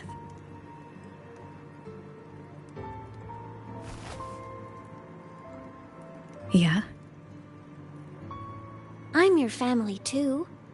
Until you find your real family and can go back to your homeland, I'll be right here with you. Sounds good. Thank you, Imeth.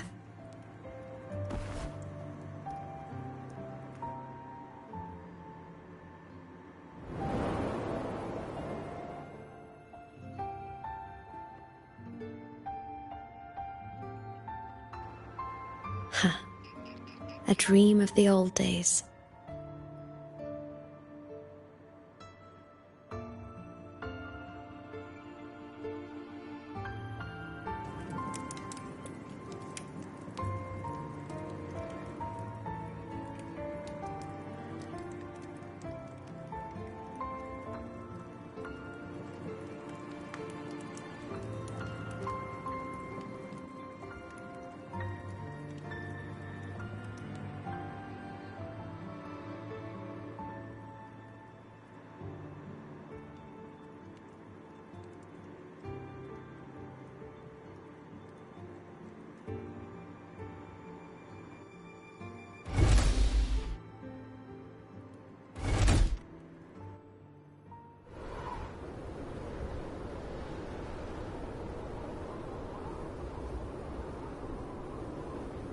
Homeland.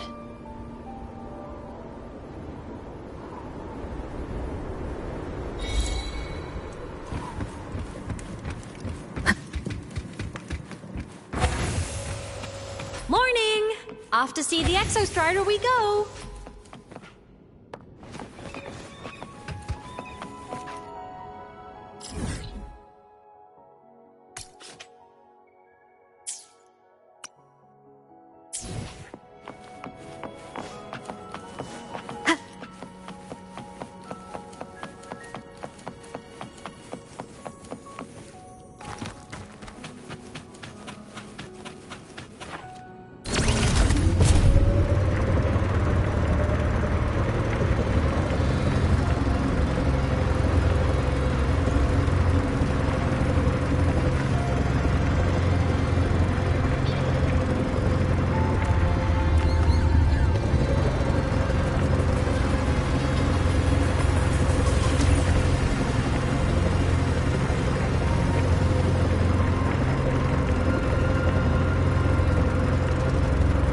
The Exostrider is surrounded by water.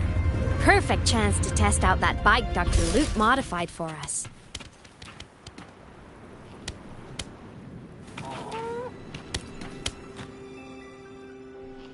Are you ready for the end?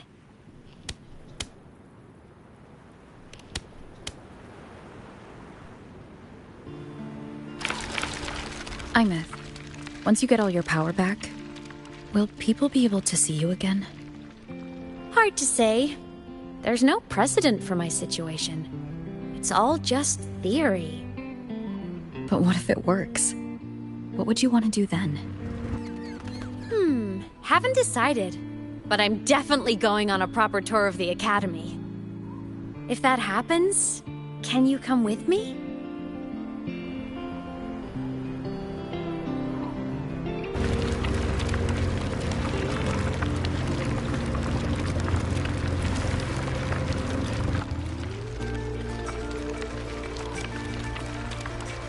Look!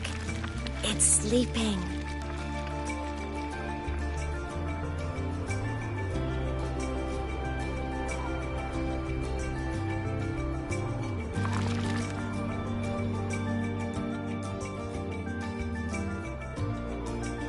Look! We've reached the Exostrider's feet. Once I find more pieces of my existence here, I'll be strong enough to face Sigillum. We take that thing down, and this is all over. All right, let's race full speed ahead to the finale!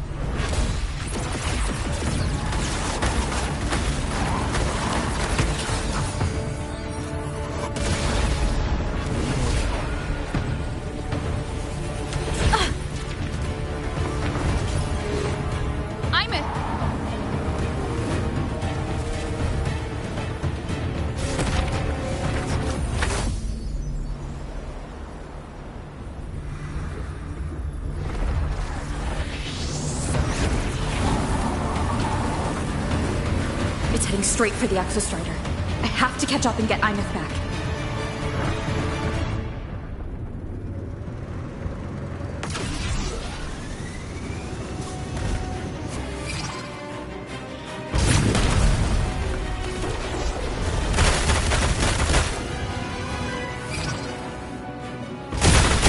Complete.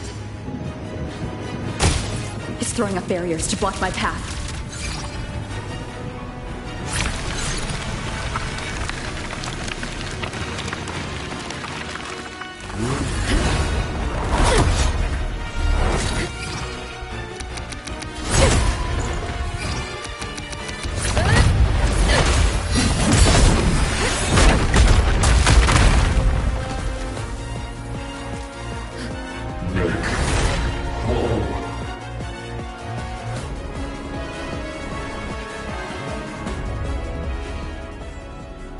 Need to find a way out of here first. Sigillum isn't just after the reactor core. It's targeting my frequency, and Imeth's piloting control of the Exostrider as well. What exactly is it planning?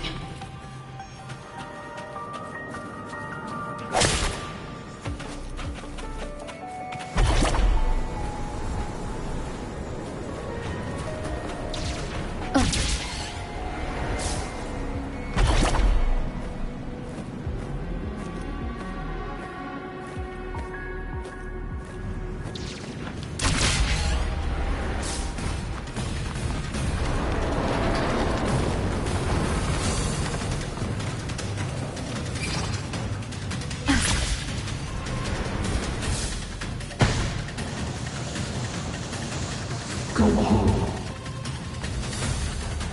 Enough! No more of this stupid idea, Sigillum.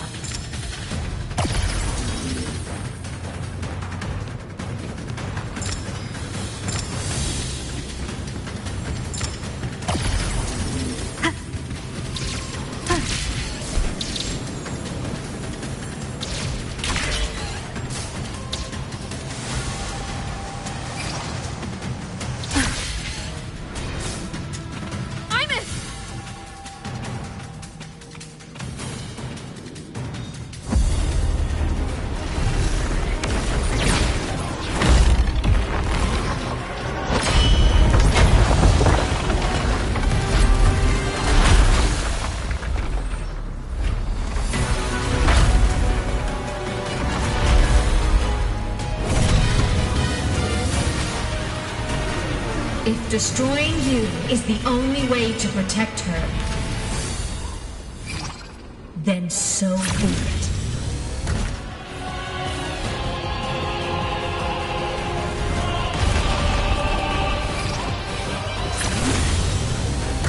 Damn it!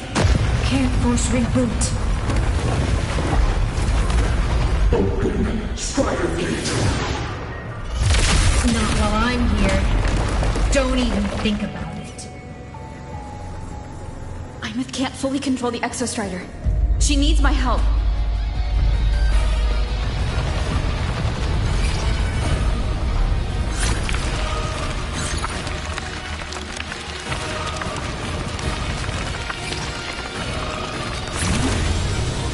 It's like Imeth is doing everything she can to keep Sigillum away from me.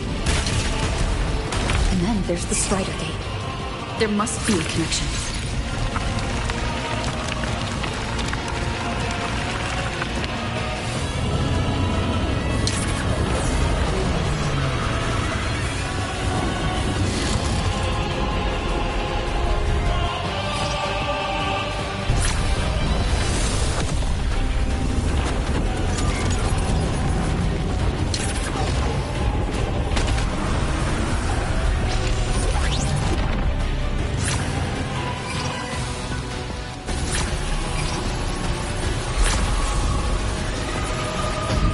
Already speaking more clearly now.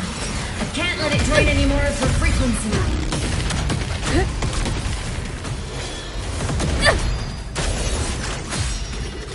Gotta pull it inside. Gotta end this for good.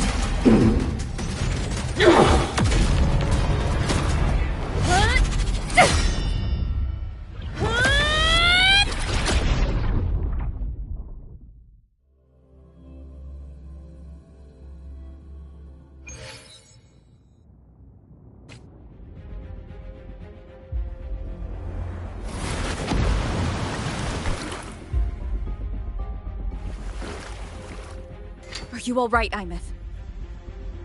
All good. Inside the Exostrider, I'm the one in control.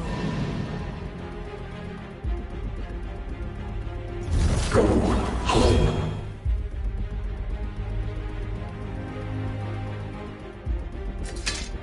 I'll destroy Sigilum. So, just go. Stay away from it, okay? Please. I'm begging you. Imeth? Why refuse?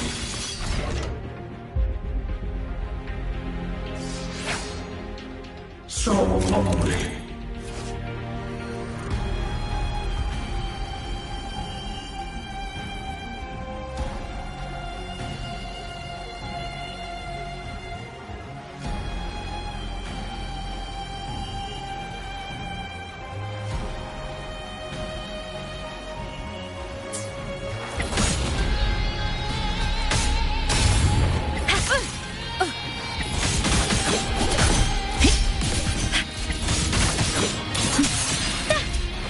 A minor hiccup.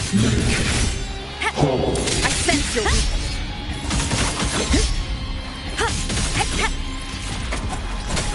One with the sound.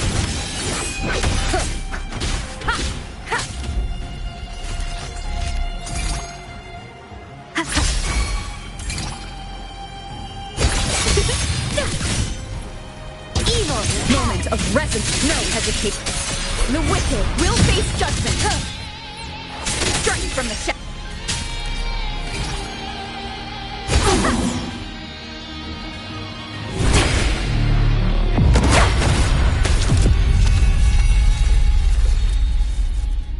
Obey the Strider Gate.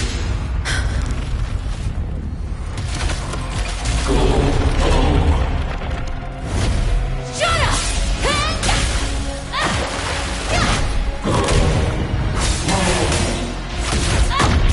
I said, shut up!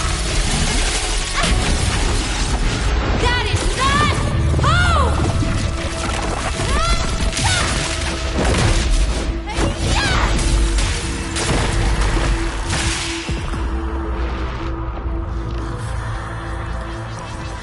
I won't allow anyone.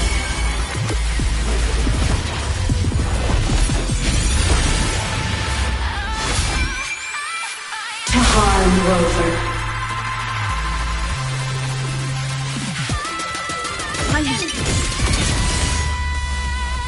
Don't worry. It will end soon.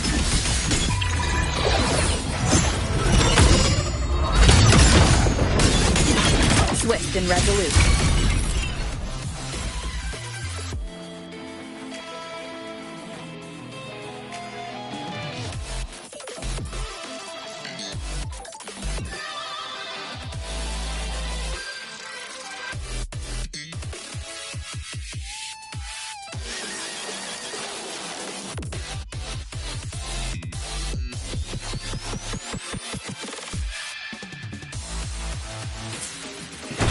You will obey. Form of mech! No tricks. Duty call. Propulsion mode.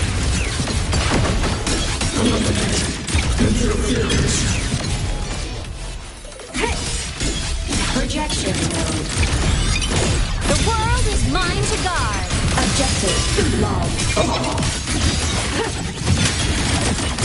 Heroes on. Lights up. Lanyards checked. Rescue.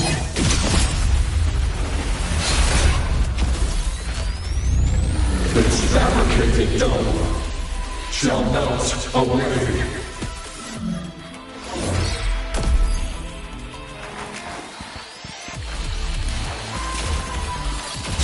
Come on, little one. A minor hiccup. System integration complete. Blade cleaves the night. Herald, burst in light! Body damaged. Cannon ammo. Charge. Light wings activated. Stars shine tonight. Swift and resolute. One with the sound. Down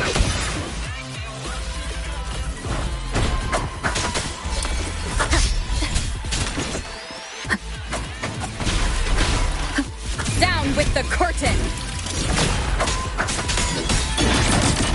Projection mode. Enter on cue! I'm Trent! System integration. Soul sing in harmony! To the Savior's victory!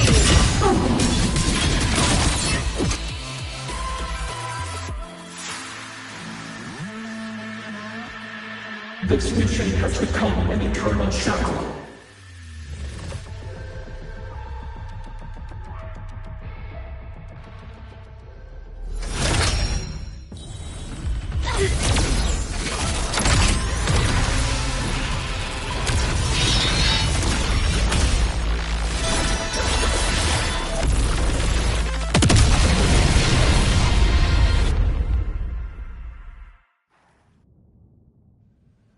What exactly are you hiding from me? You don't need to know. I will protect you. Haven't you noticed you're not yourself right now? Eliminate obstruction. Aim system unresponsive. Feather drones ascend! Fly high! Truth, reach the cosmos. Starfall, Englow, Heroes on! Lights up! Lions check.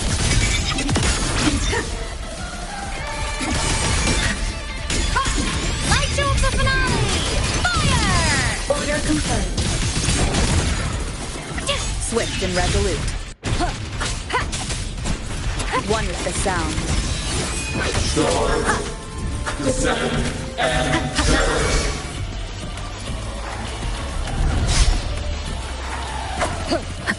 Whirling up! Blade cleaves the night! Herald, burst in light! Night mode. Red! Light wings activated. Stars shine tonight! Come on, little one! At your command. Swift and resolute. Obstruction. You will obey. One more time.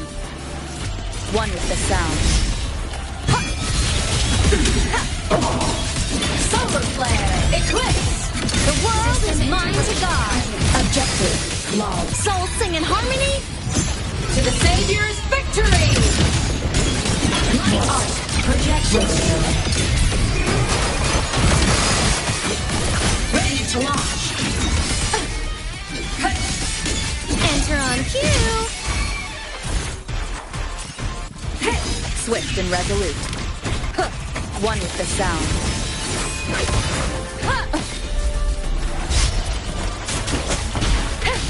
Tomorrow, arrested in ruin.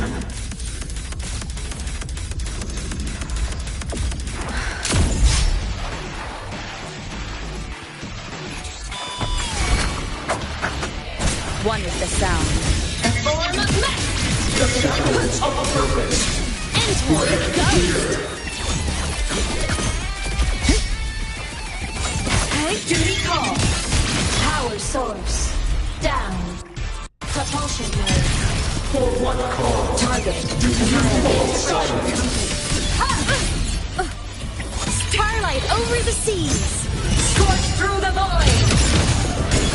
Body limit unlocked. The Savior rises!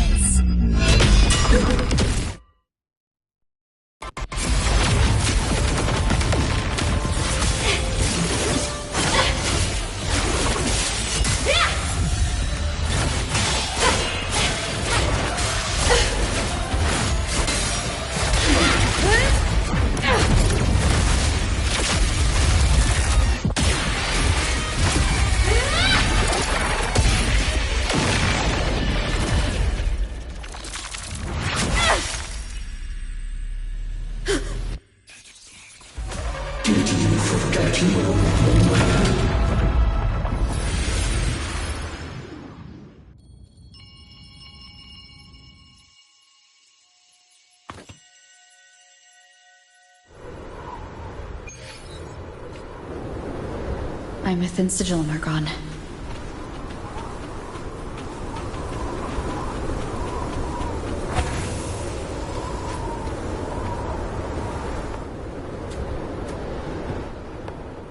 Is this Imeth's old dorm? Since she can resonate with the Exostrider even after her body was destroyed, her frequency must have merged with it.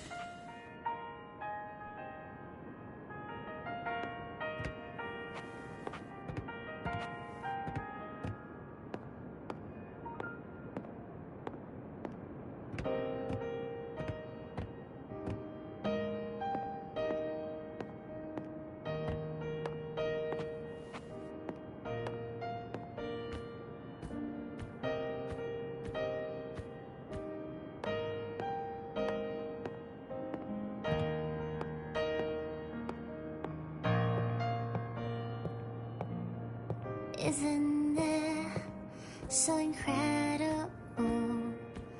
We're here sharing the same time and space. In your eyes, the sparks look like thousands of bright stars. I've gazed at for thousands of time.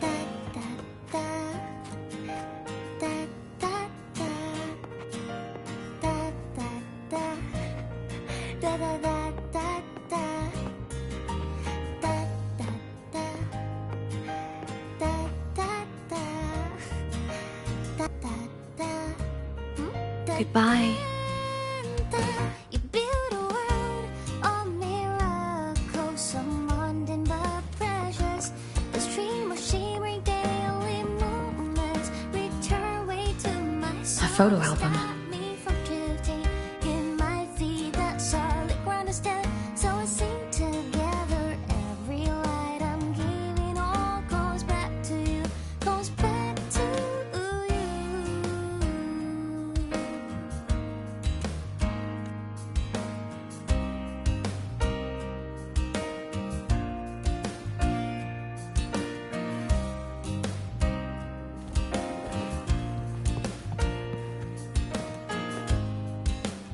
A poster of Fleet Snowfluff's fan meeting.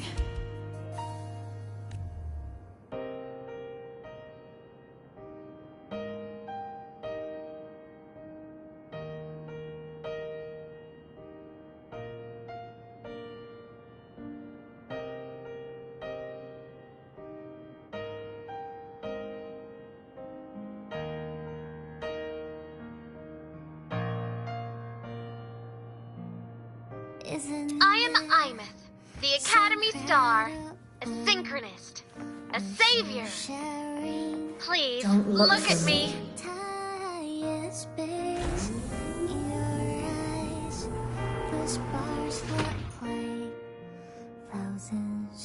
This looks like a projector.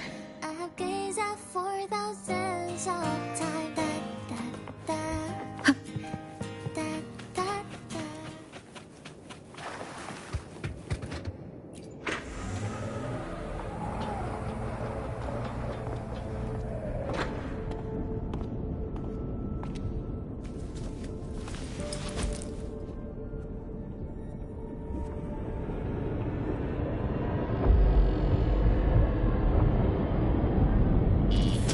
Piloting the Exostrider. Huh. It doesn't matter to me. But if this is what it takes to lighten her burden and ease her pain...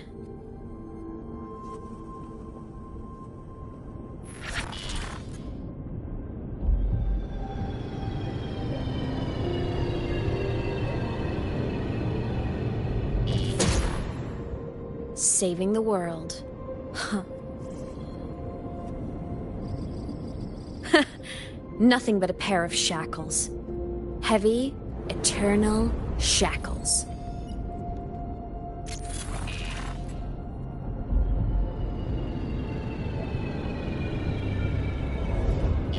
No, she can't ever know this. I must keep this secret. Bury the truth deep.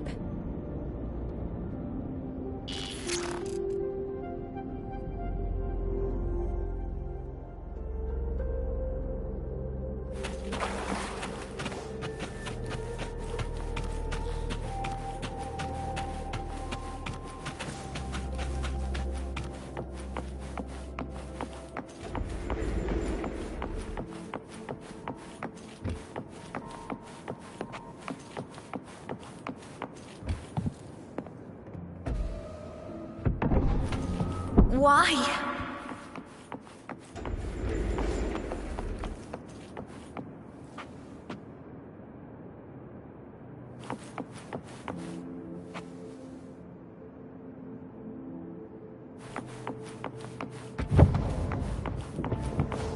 It hurts.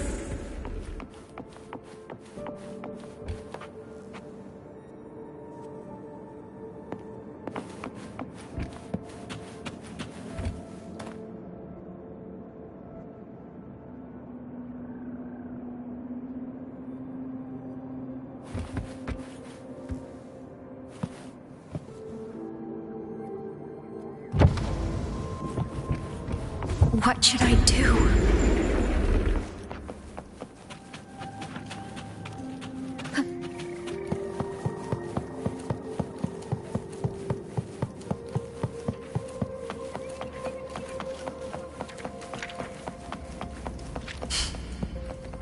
I can't go back.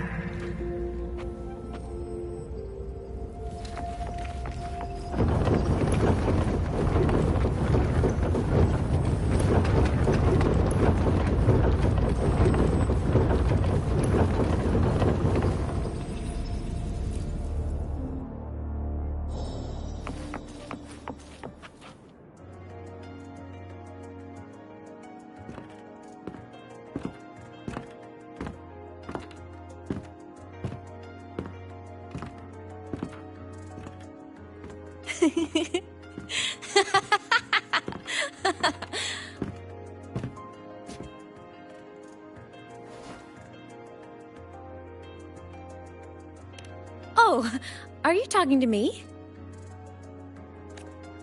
I just heard the most hilarious story. Couldn't help myself.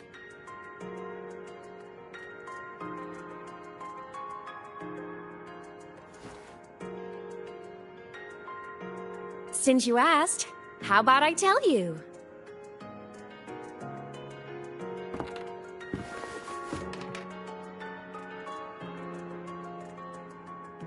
Once upon a time, there was a black cat who set out to save the world. Why? Because everyone told the cat it was a savior. The cat didn't get it. When it opened its big golden eyes, it was just stuck in this tiny cardboard box. And inside that tiny box, it was crammed full of even tinier little creatures. The cat was shocked. It had to tiptoe around, careful not to step on anyone.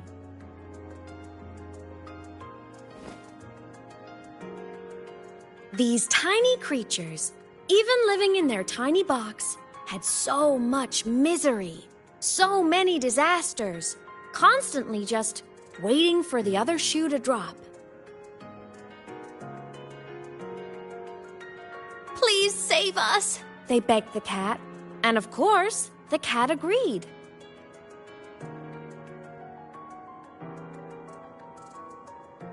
Even if they hadn't asked, the cat would have helped anyway, because that's who the cat believed it was. A savior. And so the cat took up its sword, always fighting, always talking, always roving. Saving the world over and over.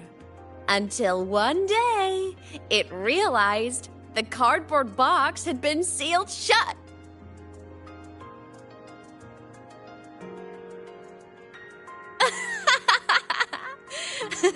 Isn't that kind of laughable?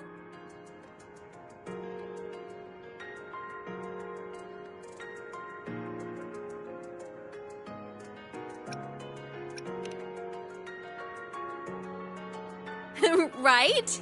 It's just a cat. Why did it have to do all of that?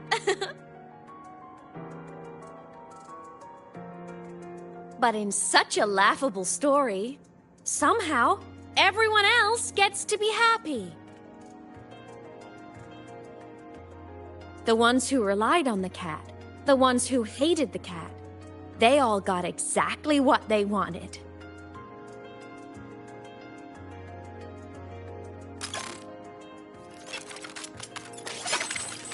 what about the cat?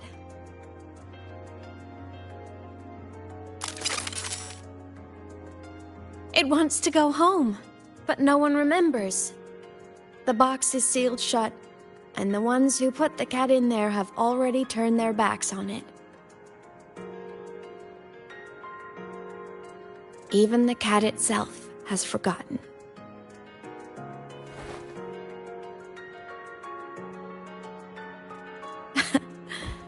Isn't that so absurdly laughable?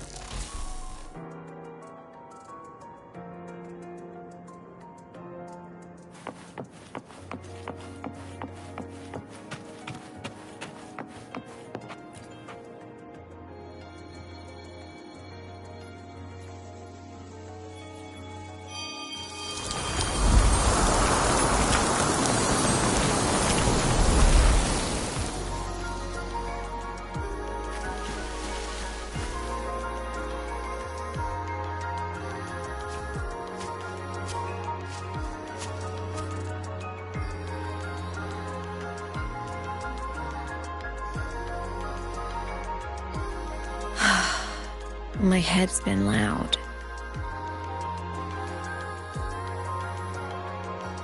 There's this question that just spins and spins up. I still don't have the answer.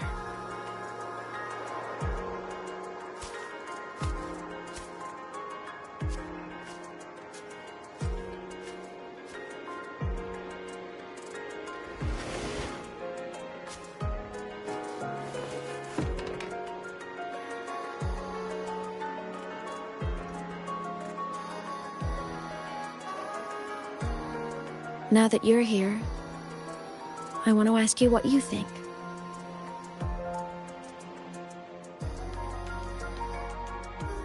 That person is my family. Family is supposed to look out for each other, protect each other. So I want to do something for her. She doesn't say it, but I can see it. All the stuff piled up inside her. The more you hide, the less you share. But I saw her recently, and I think she seems more carefree than before.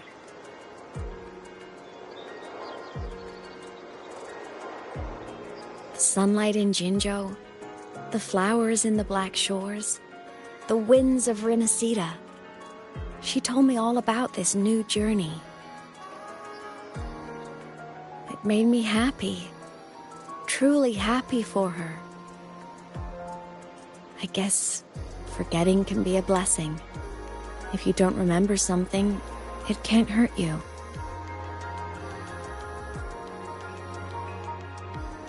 So I started thinking, maybe I shouldn't tell her what I saw in void space.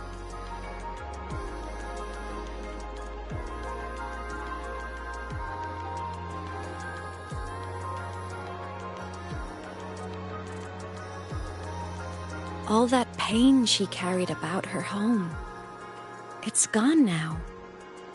Why bring it back?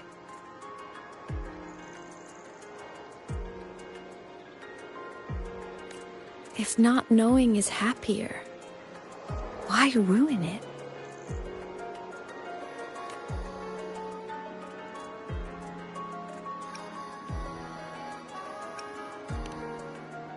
Even if the truth destroys that happiness, I can't.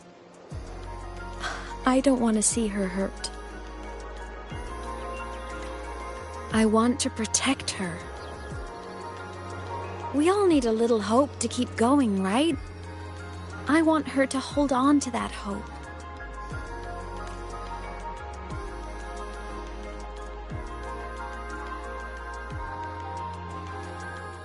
What Sigillum said is unnecessary. It's been feeding on her frequency, trying to complete itself, spouting things that should have stayed unsaid, things that would ruin her peace.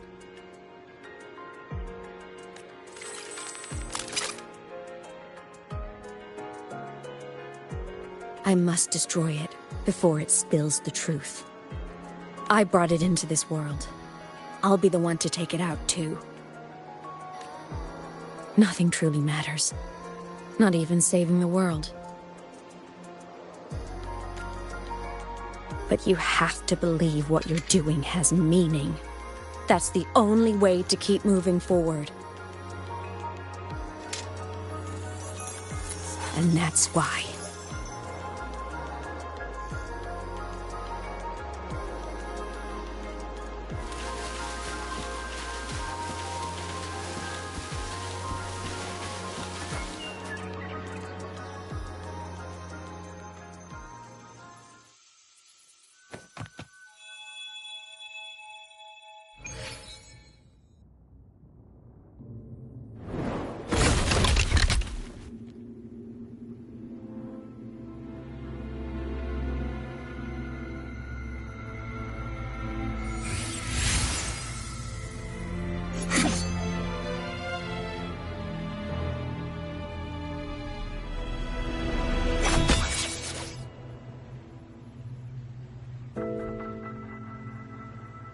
Stop, Imeth.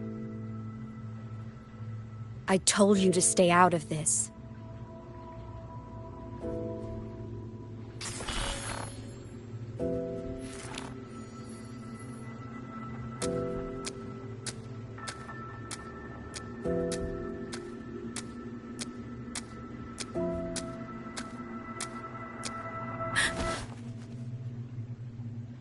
I know you did this for me. To protect my happiness, and I'm grateful. But it's over now.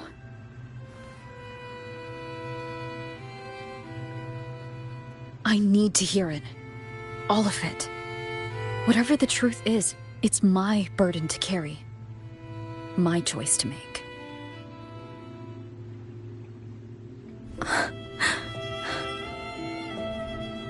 Carrying this on your own hasn't been easy, has it?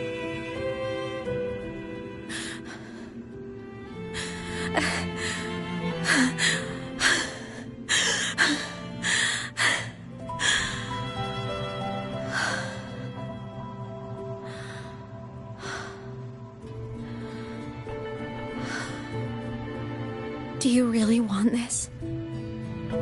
Even if it changes nothing? Even if it only weighs you down? Things only weigh on us because they matter.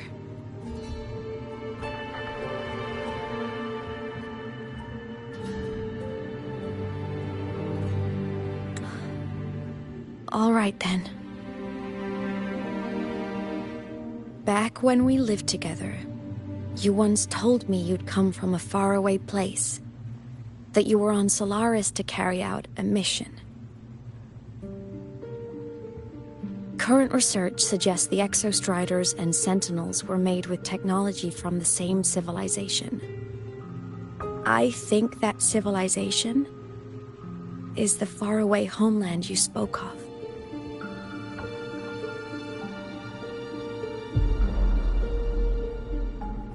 You never spoke of it to me or anyone else again, so I kept it to myself. Until I died and slipped into void space as a digital ghost. As I wandered through the ruins devoured by the Threnodian, I stumbled upon a faint frequency. Your frequency. Time is chaotic inside void space. There's no telling when it had been devoured. But I could feel your warmth in it. After so long without you, I couldn't let it go. I kept it with me. Guided by its strange connection to other frequencies, I traced my way through countless overlapping spaces until I found the remains of an Exostrider. That was when I realized that Exostriders were built to transport Sentinels.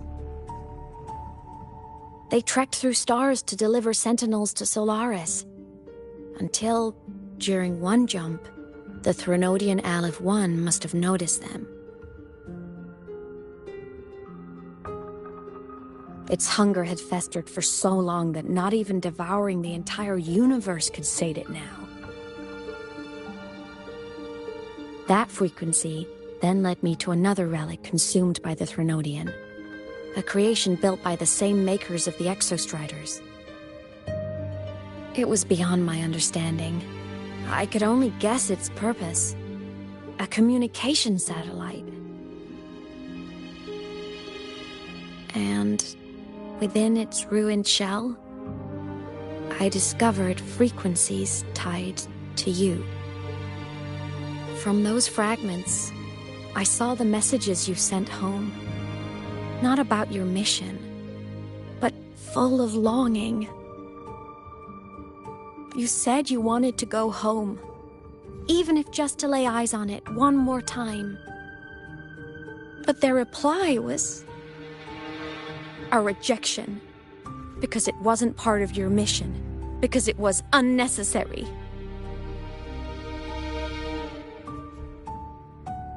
They were the ones who cut communications. They ignored every wish you had outside your mission. They forced you into this life of roving. And still, you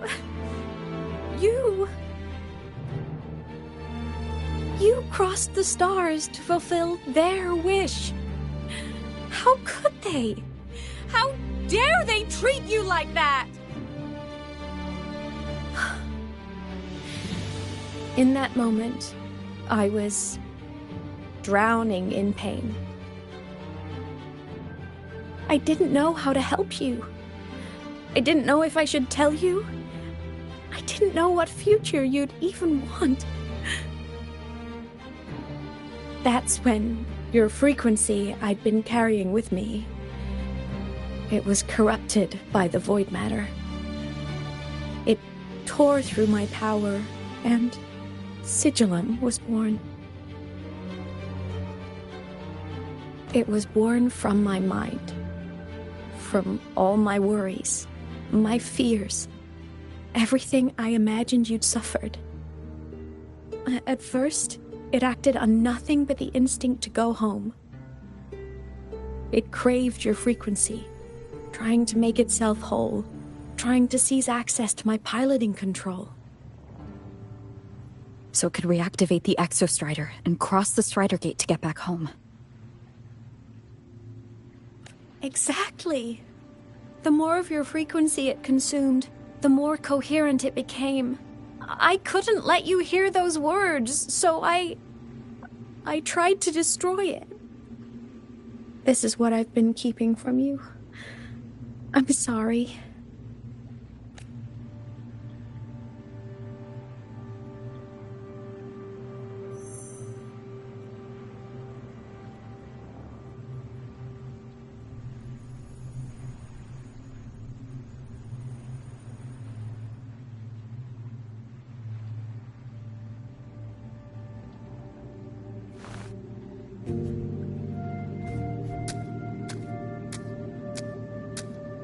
I'm glad you chose to tell me this, Imeth.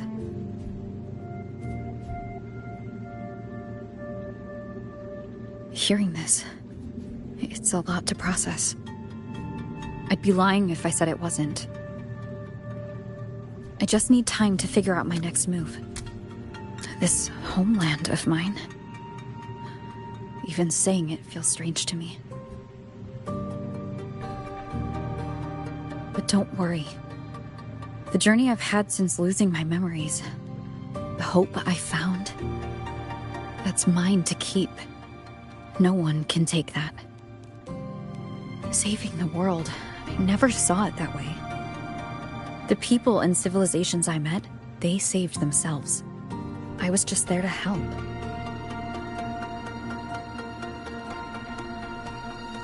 Jinzhou soldiers fought through retroact rain till dawn. The Black Shore's Bloombearers ran themselves ragged across distant lands. Renaceda's factions all dared to defy the Dark Tide. Lahai-Roi's people never stopped reaching for the stars.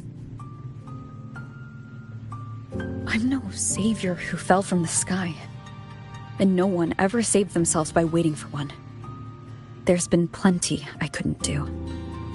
Losses I couldn't prevent. Sacrifices I had to accept.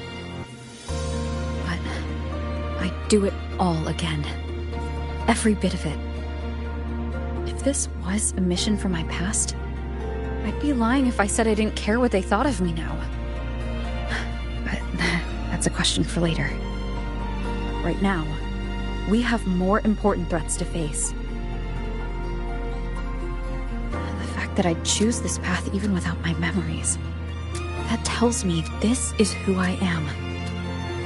I can't stand by while the lament brings suffering. I care about this world too much. But I'm afraid you'll feel alone. With everyone here? With you here?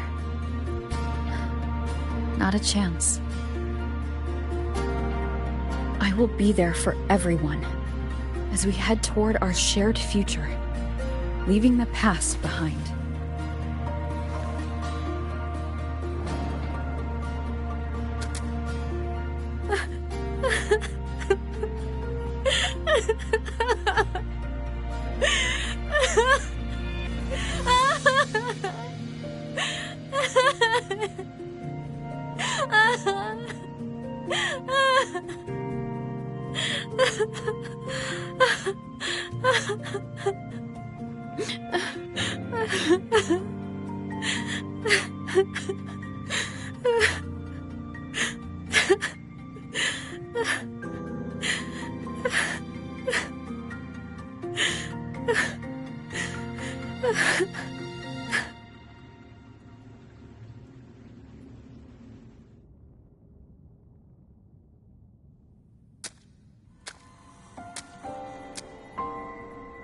So, this is your choice. Is it worth it?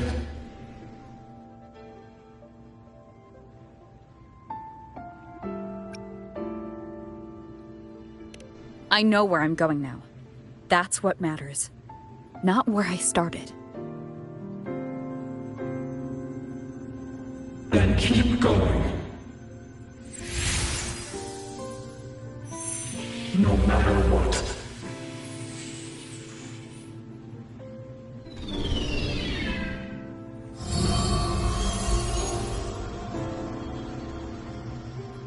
The core!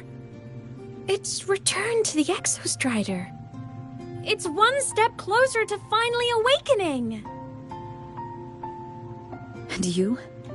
Your power should be restored now that Sigillum is gone. It's more than restored. The core's return has rebuilt my frequency from the ground up. I'm a full Exostrider resonator now. My original body is still gone, of course. I'll always be a ghost in the machine. But my existence is now strong enough to be detected. It's like a faint current turning into a bright, flickering spark. So, will others be able to see you now? That's right! Guess our little road trip movie's come to an end. Time to head back to Star Torch Academy. Together!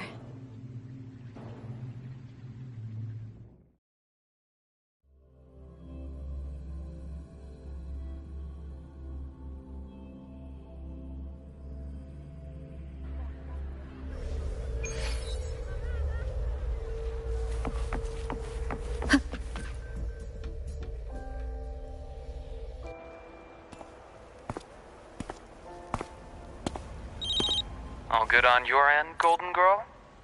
Lucilla mentioned the Exostrider in the Frostlands just moved. Please tell me that was you.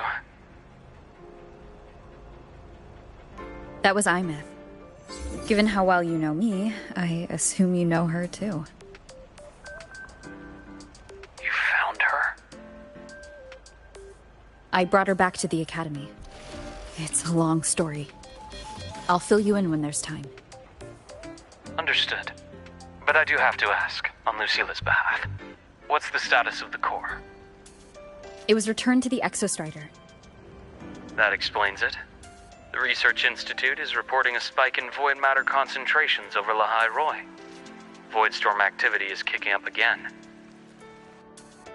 Back when the reactor drive was in the sky, its annual self-diagnostics caused the Exostrider's greatsword pointed at the Threnodian to weaken. The Exostrider is probably running the same procedure now to integrate what you returned. Best for you both to stay within the Academy until peak season passes. Alright, I'll be careful. Next time you're in the infirmary, we should revisit your old plan. The one tied to the Exostrider, the Strider Gate, and the Threnodian. For now, just be with Imeth. It must be a great relief to have her back. I'm happy for you. You've earned a break. Get some rest. Looks like Imeth is at the auditorium. What's she doing there?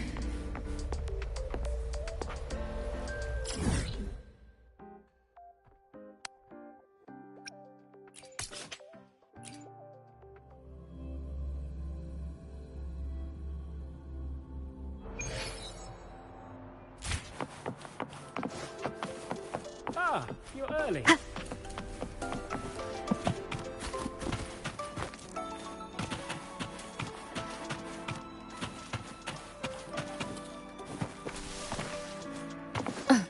Ah, you're early.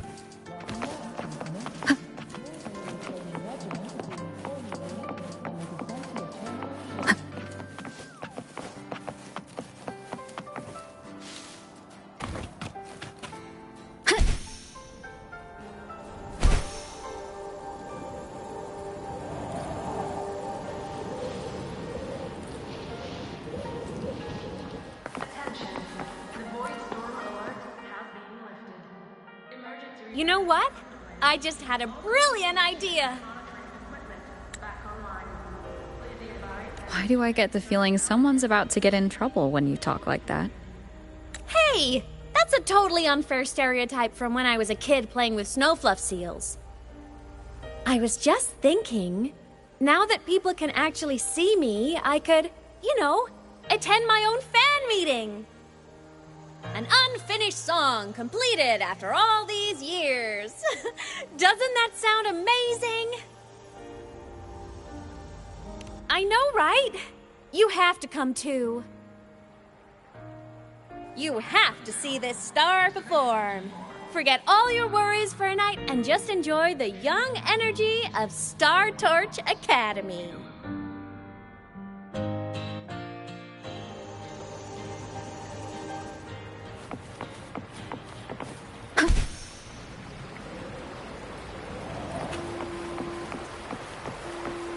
Entries open, everyone! The fan meeting will begin.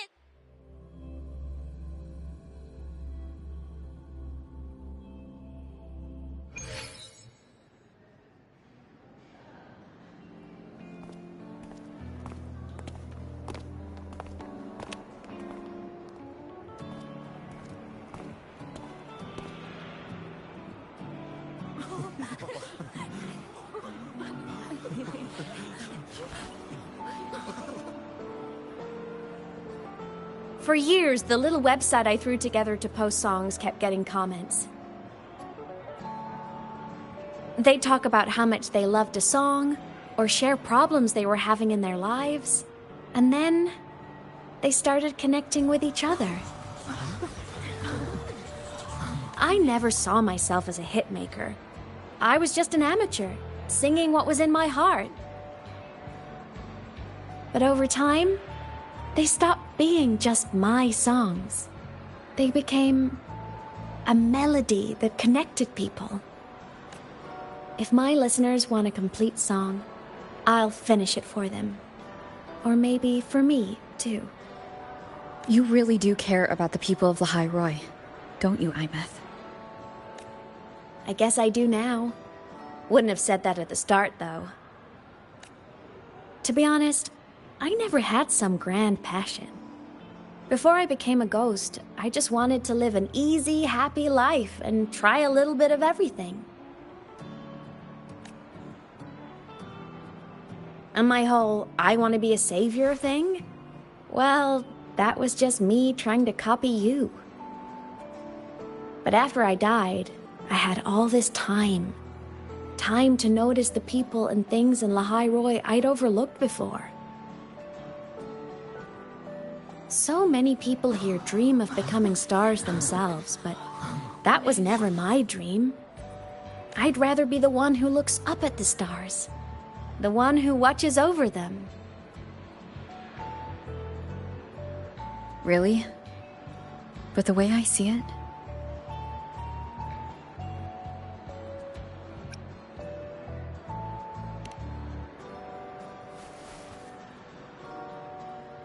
go on then, Imeth.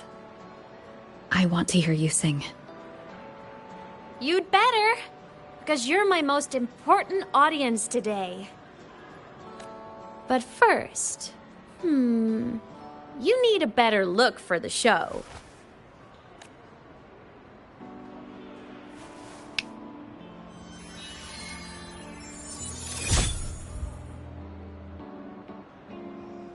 There! Brand new! Just like I remember you wearing. Looks good, right? A new place calls for a new look.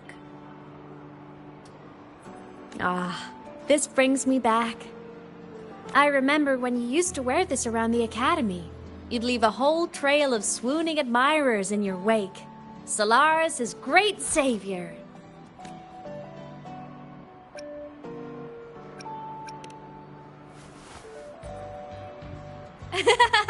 What? Are you blushing? Since when is having charm a bad thing? Now, go grab that seat over there. Best view in the house. I scouted it myself back when I used to nap through lectures. As for me, it's showtime.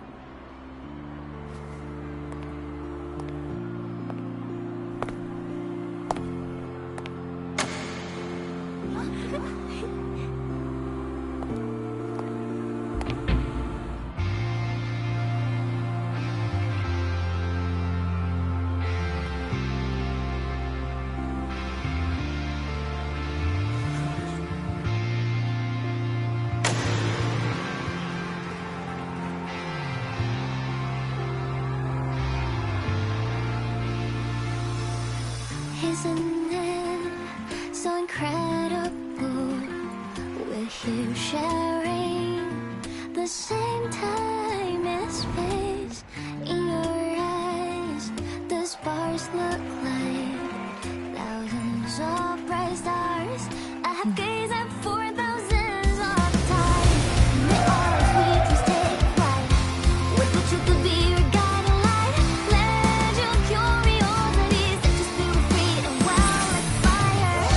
If a lonely night surprised to see our dreams glowing brightly, every second is worth it. If we're all miracles, someone can love treasures.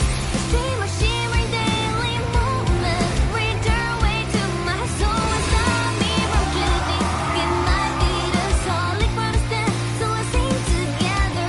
Every light I'm giving all goes back to you, goes back to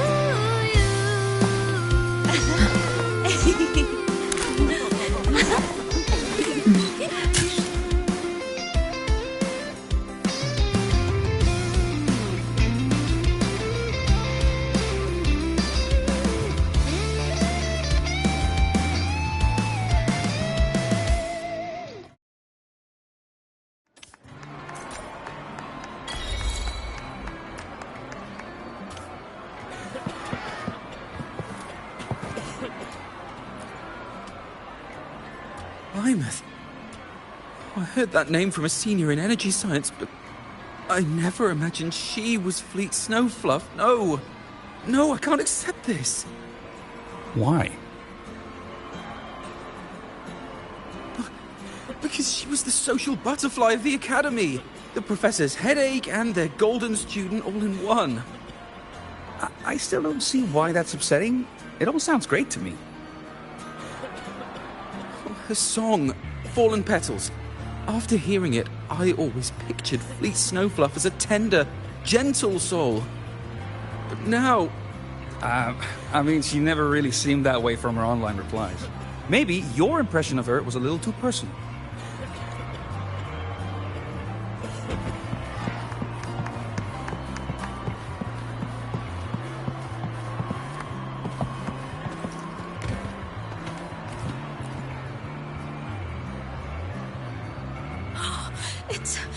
It's her! Fleet Snowfluff! That's definitely her voice. Oh, I can't believe she's actually here. See? Skipping class was totally worth it. Oh, she's so bubbly and spirited, just like her songs. I'm getting her autograph later. Of all the songs she's posted online, my favorite is Indigo Universe. What's yours? Of course, it's the Tard E song. It's so funny and catchy. You can't be serious. That song's pure brain rot.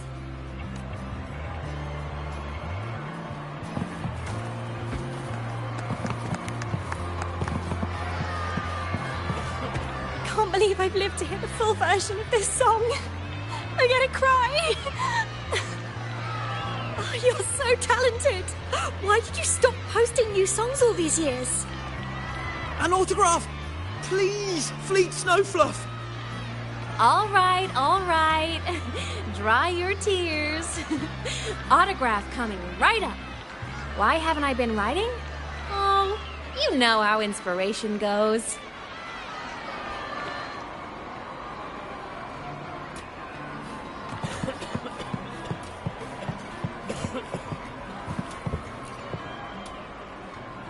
Imeth from Rebel College. She's been missing for years. Why would she be here? Imeth? But the same one Professor Sakya always talked about? Yeah. She always wanted her as a mentee. She still brings her up to us. I thought the biggest problem would be that little rascal refusing to finish her studies, or me finally losing my mind from her antics. I never thought she'd just vanish. Professor Sakya is going to be over the moon to see her.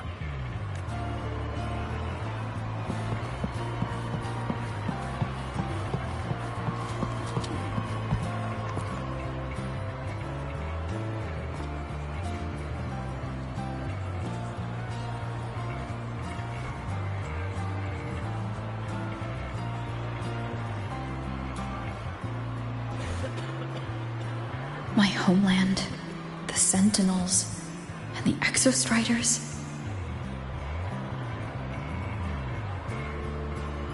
The Exostriders were built to transport the Sentinels. The wreck Imeth found in the Void Matter suggests not all of them made it through. The wreck's design matches the Exostriders here in the Lahai-Roi, the one forced to go offline to stop the Threnodian. Their power should be comparable.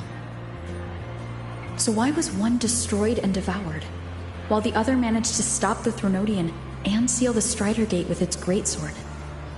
Where did that strength come from? There's a piece that's missing.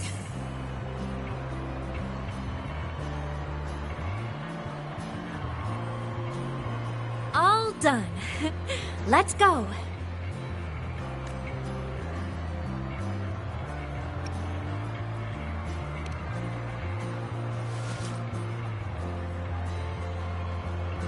Please, a little meet and greet? I used to host huge parties at the Academy. So, where to next? A wander about the Academy, just like we planned. No rush, just a quiet stroll.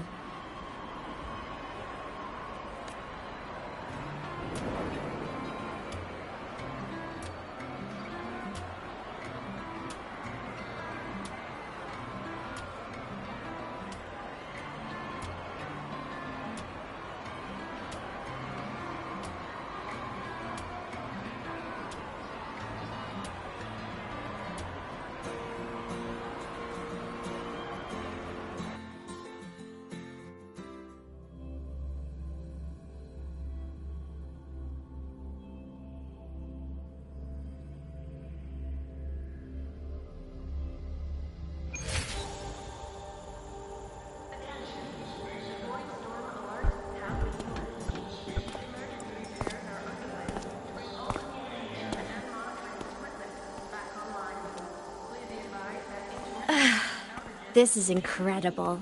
Having company like this? The boredom I felt as a ghost could have literally killed me again.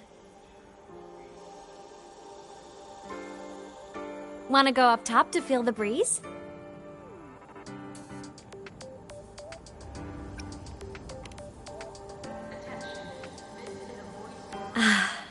I'm so happy right now. Really. Even a fake sky can hold such beauty.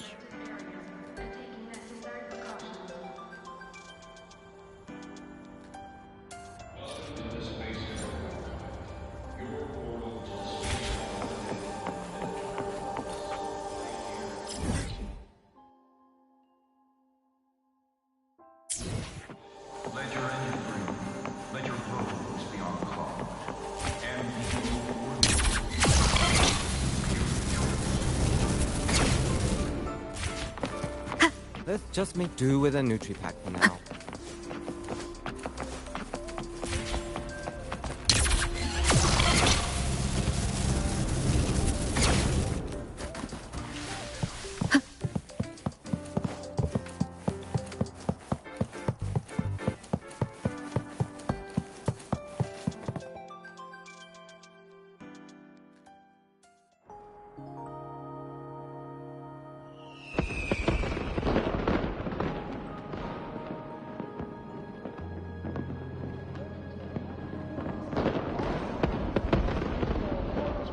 Now that your frequency is stable, what will you do next? Stay in Lahai-Roi, maybe?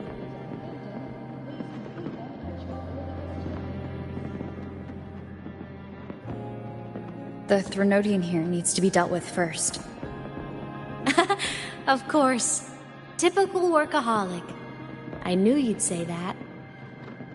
Aleph-1 won't be an easy fight. But I believe in you. You're the one who keeps making the impossible possible. And after that, will you keep traveling? Any destination in mind?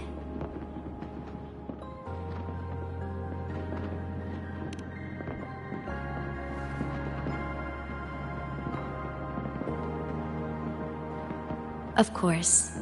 Take your time. This world you've chosen is vast. You can go anywhere.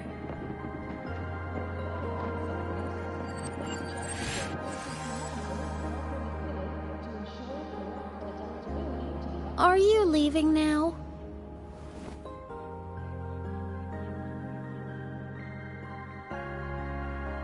Yes. There's something I have to do. The Academy will look after you. Or you can go back to live in Bjarder Woods.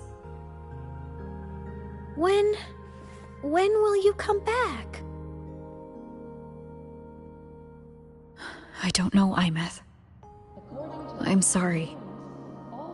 But I'll come back to see you when I can. I promise. You promise? Promise. Then I'll wait for you here in Lahai-Roi. I don't feel you have to. The world is vast. Don't let me or Lahai-Roi hold you back. But you can live for so many years. What if I'm gone by the time you return?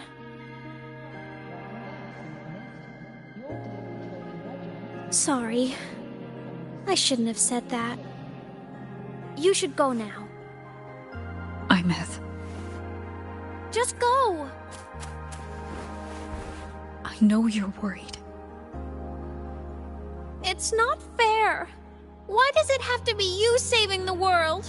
You're always so exhausted. Always getting hurt.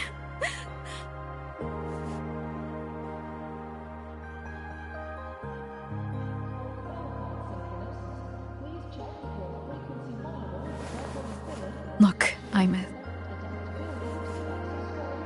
I've walked through lands torn apart by the lament. Every tear weighs me down, and every cry breaks a bit of my heart. Their pain is no different from mine. Neither is their joy.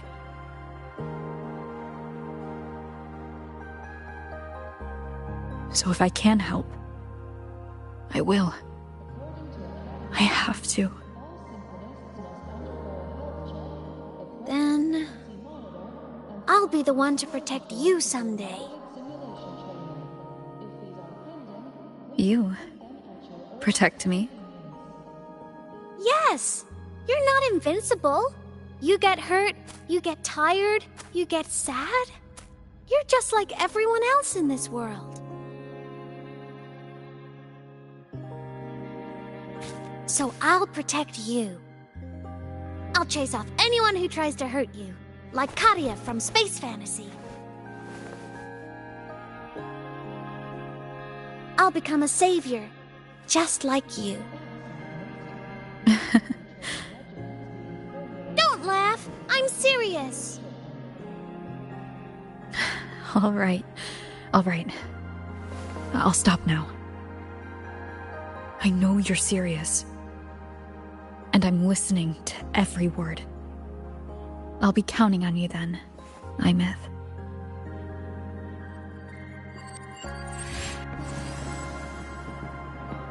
Tired? The frequency Sigilum took is coming back. It's not a great feeling. Abby's already helping me recover through the test mark. I'll be fine soon. Just close your eyes and take a nap. You deserve a little peace.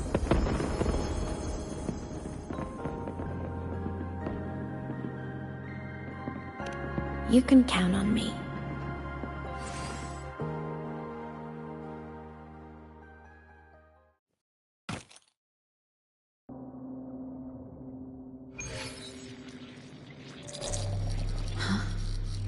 Why am I in control of Sigilum? Is it because I absorbed its frequency? Imeth's mind space is even more chaotic than last time.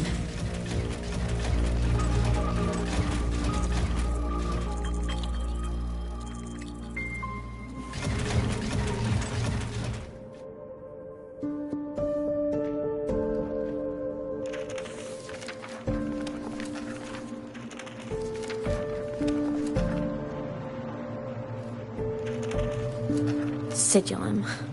Back for more? Thought I made a mess of you last time.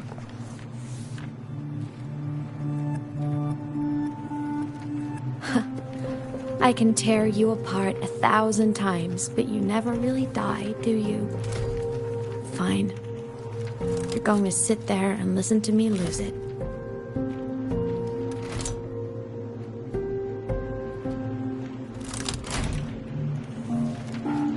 After all, there's no one else to hear this.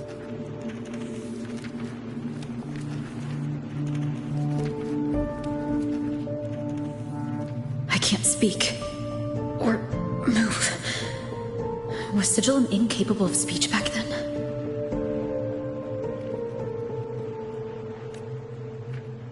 You know, I found something interesting in the Exostrider's reactor drive. A message left by my future self. Years ago, while sailing the stars towards Solaris, an Exostrider caught the attention of Aleph-1. Both of them tore through the Strider Gate, clashing in the caverns deep below. The Exostrider has combat features, but it was still no match for Aleph-1. Its body was shattered, energy nearly depleted, and void matter kept pouring through the Strider Gate.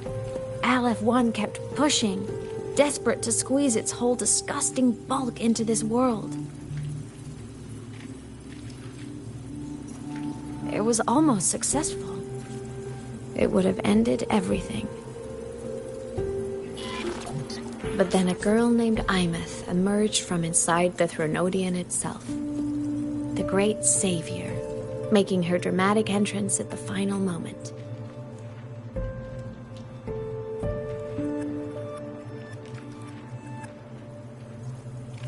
The Exostrider watched her touch its great sword, the one pinning the Threnodian. Their resonance sent a surge of power back into the reactor drive. It turned the massive blade, forcing the Threnodian back through the Strider Gate and driving a seal over it. But the human girl who had resonated with the Exostrider, she was dragged through the Strider Gate with the Threnodian, vanishing from Solaris forever. Imeth was the key? She helped the Exostrider seal the Threnodian? I was shocked at first, but the moment I stepped into void space, it all made sense.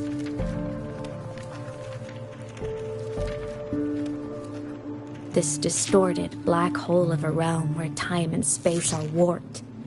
It appeared when the Threnodian came to Solaris. Anything lost inside can exist in multiple moments at once. Things caught in it can be thrown into junctures of time they were never part of.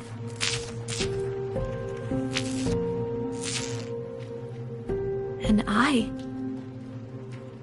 can move through it all. The void matter can't touch me.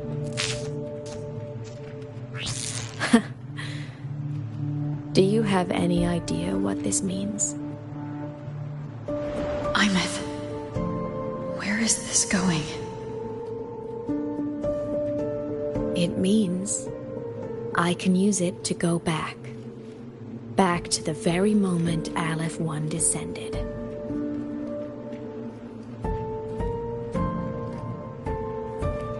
Time, cause, effect. A perfect closed loop. But my meeting with her all those years ago, that wasn't the cause. It was the effect. Only by resonating with the Exostrider and dying as a synchronist all those years ago could I later become the Exostrider's true resonator as a digital ghost. And only in this form could I cross void space, return to the past, and power the Exostrider to save Lahai-Roi.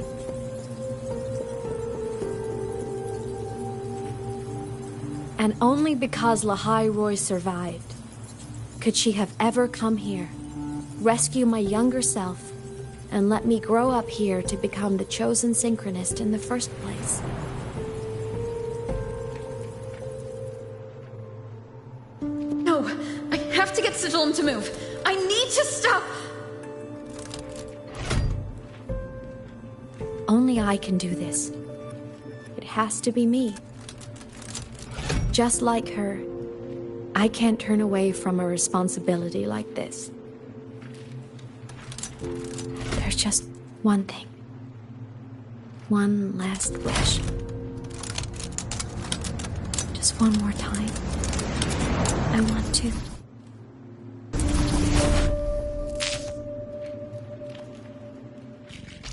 Imeth.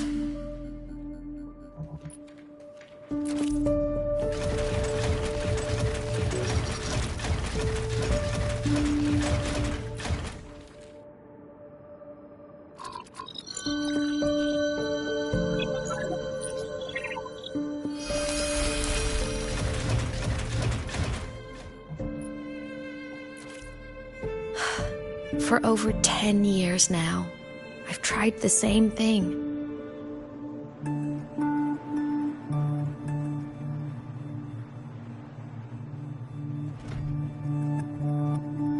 Every time the reactor drive ran its self-diagnostics during peak Voidstorm season, I tried to reverse time. And every time, I failed. I just wasn't strong enough. But now, further along the timeline, the edges of void space are beginning to collapse. I don't know why the Threnodian is changing, but I know there won't be another chance. I have to make the jump now, during this peak season, while void space is still stable. I'm not that child who needed protecting anymore. I have a duty to fulfill. Lahai-Roi is my responsibility. So if I can help, I will. I have to. But before I go, I want to see her again. That's my one selfish wish. I want to talk to her, to know how she's really been. I want to spend a little more time with my family. I was always afraid that when she finally discovered the truth about herself, she'd feel so alone. But it's all right now. She told me about her journey after losing her memories. It was meaningful. She met people who care for her, who miss her, people she formed connections with.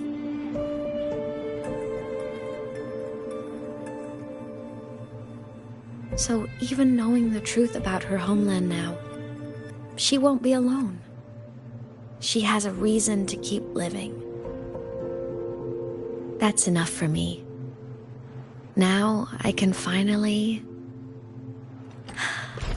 let go.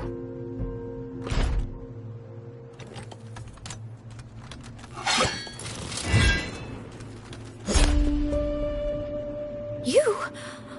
How? Imeth, don't you dare decide this by yourself! You're the one who taught me that my pain is no different from anyone else's. I can't turn my back on the responsibility I have.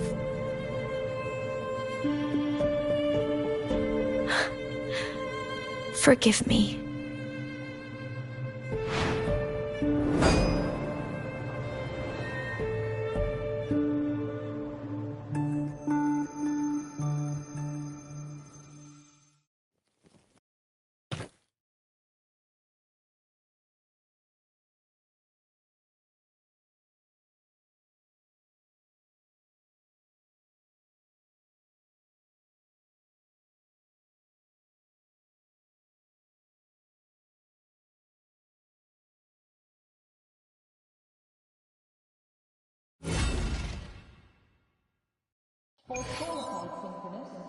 Imeth!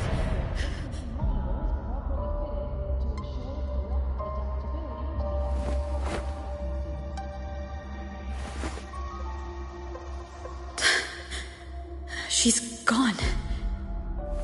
This is the piece I was missing. Luke said that the core self-diagnostics would trigger peak Voidstorm season. She knew. When she returned the core, she already knew. She's been waiting for this moment. Waiting to travel back in time. The lake in the Frostlands. The void matter is densest at its depths. If I'm lucky, I can find a way into void space from there.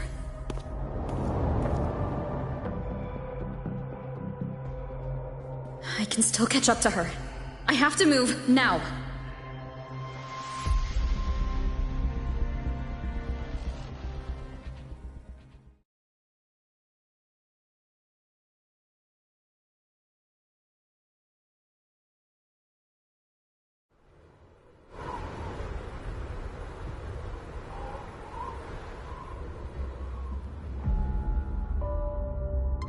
I'll have to jump into the lake from there.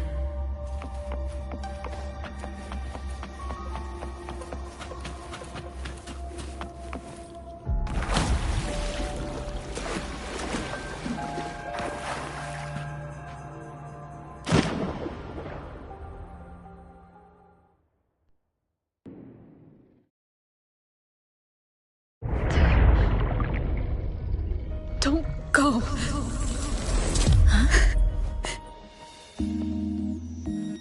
This can't be the only way. It is. The void matter can't hurt me.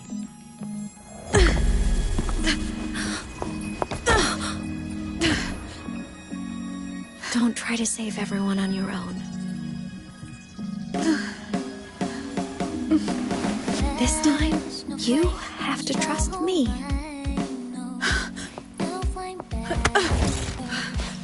No! If you do this, there's no coming back! The Strider Gate will shut you out forever! This is the only way. The loop will close. And Lahai-Roi will survive.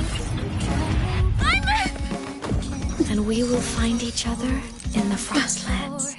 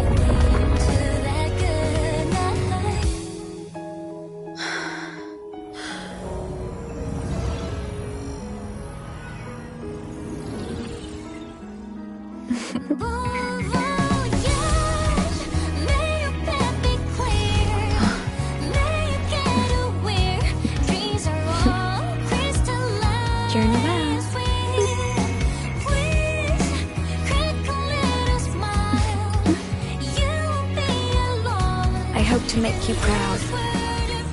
I hope I haven't let you down.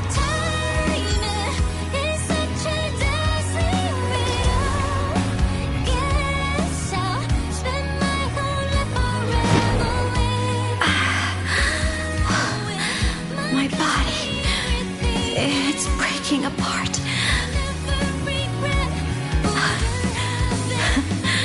Have to overclock to get through. Oh, should have known it'd be this brutal.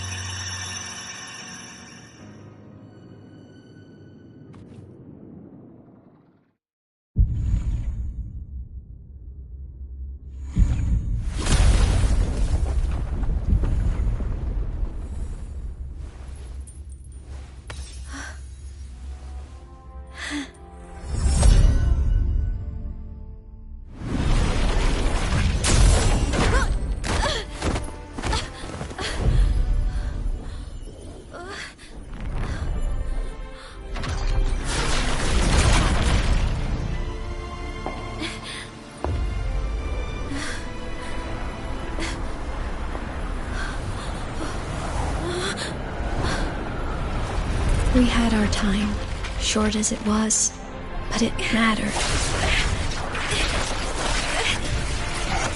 But even family can't stay together forever. The time to part always comes.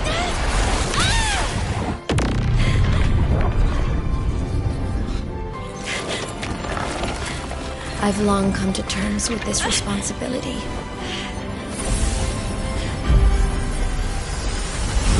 I don't regret a thing.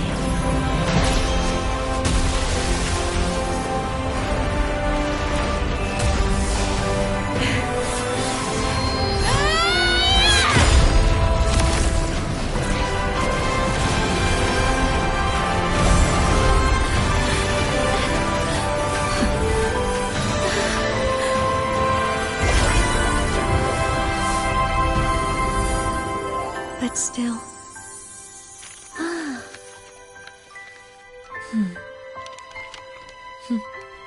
Wish I didn't have to leave you.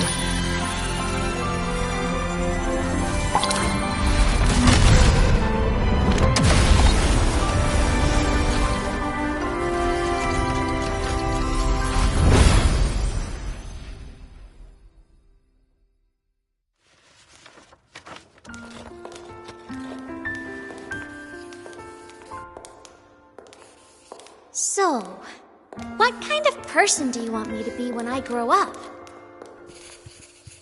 A teacher? A scientist? A singer? Which should I choose? Maybe a model? Oh, a pastry chef? Oh, what about an animal caretaker?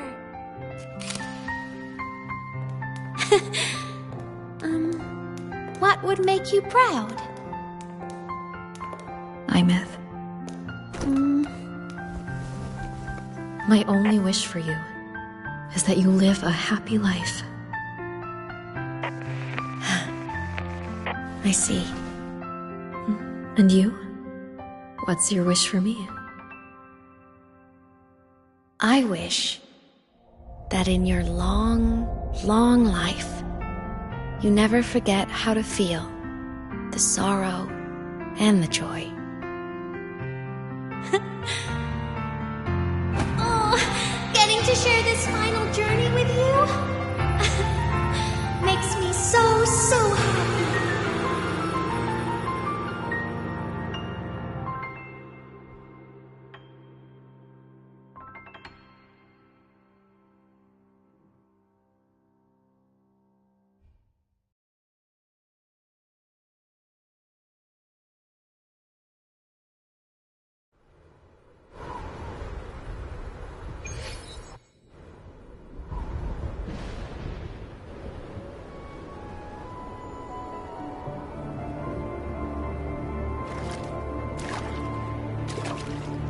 Imeth said someone lifted her from the lake when she was a child.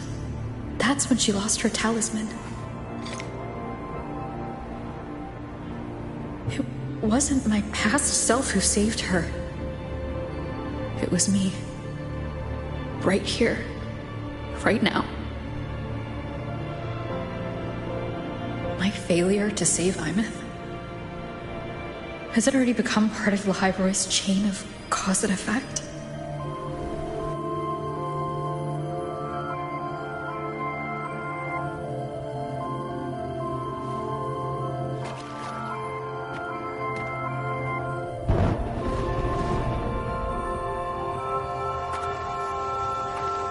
There's still a way. I can't give up here.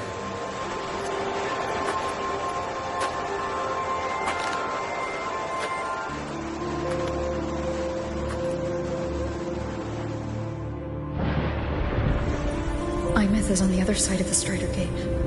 I'll just go through it and bring her back.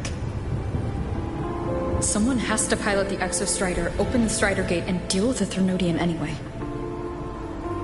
I'll do it. The odds are slim.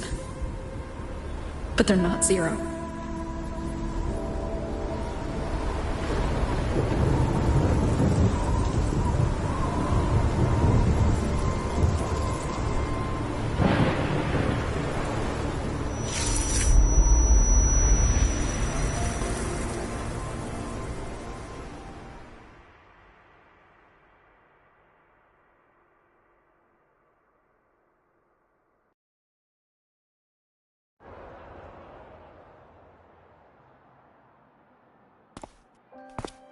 Welcome back, Synchronist. Your daily program is being formulated and will be sent to your doorstep shortly.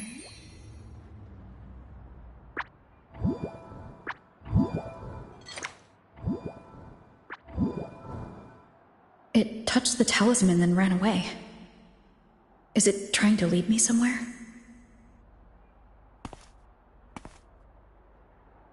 That direction. It's the Synchronlink training grounds. What's wrong? The simulation pod won't open? Seems so. It bugged out with an emergency error and just locked down. Maintenance is on the way. But it's showing it's occupied. Class just started. No one could have gotten in yet.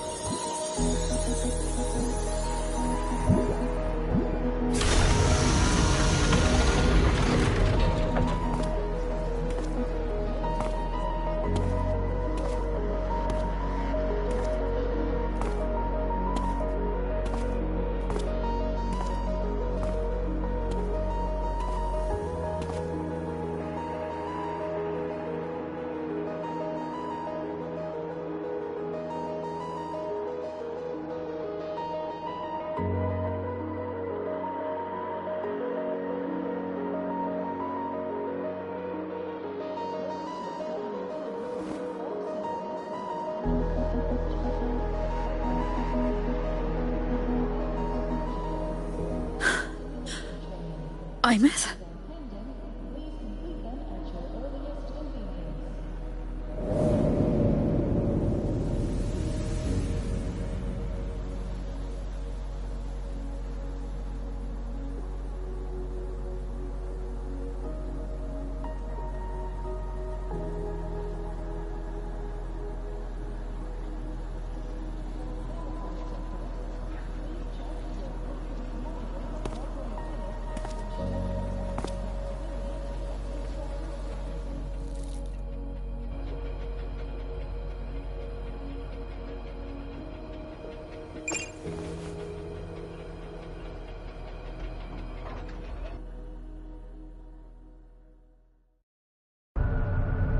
The train for Star Torch Academy and the Frost Labs will be departing soon.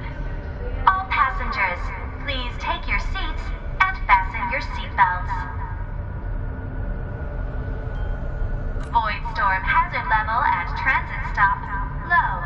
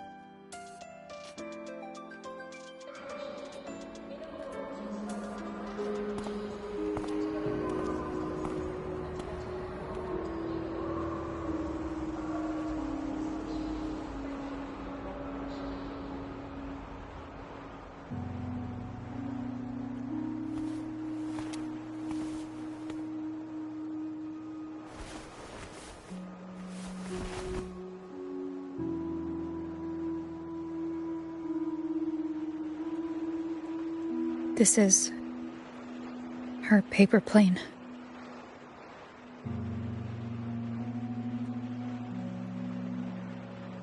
You can keep it if you'd like.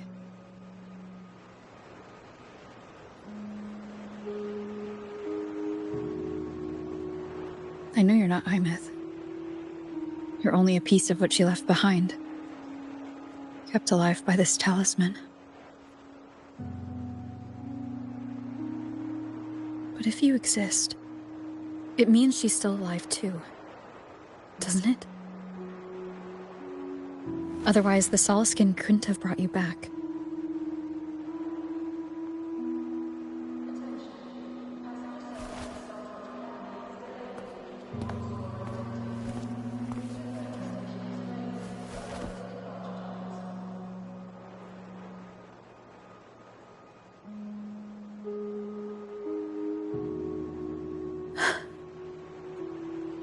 So, it wasn't for nothing. If I hadn't gone looking for Imeth, I never would have found this talisman.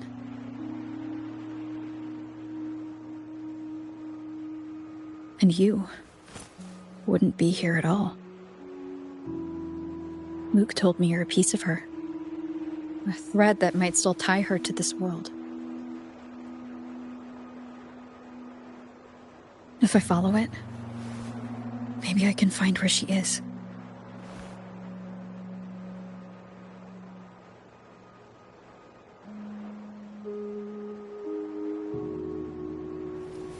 He might have only said that to comfort me. No one has ever seen what's beyond the Strider Gate. It's all just guesswork. How long has it been for her since she was pulled into that chaos? Is she still alive? And if she is, how much longer can she hold on?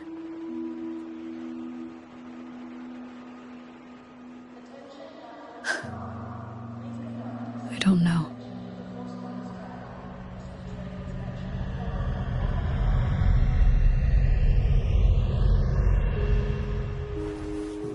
But I will hold on to hope.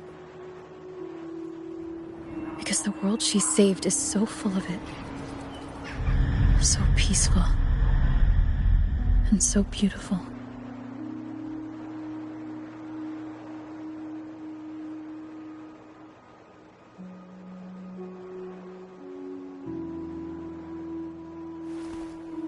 It's strange, seeing Imeth so quiet like this.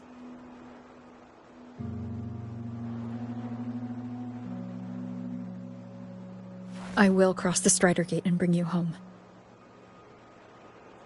Wait for me, Imeth.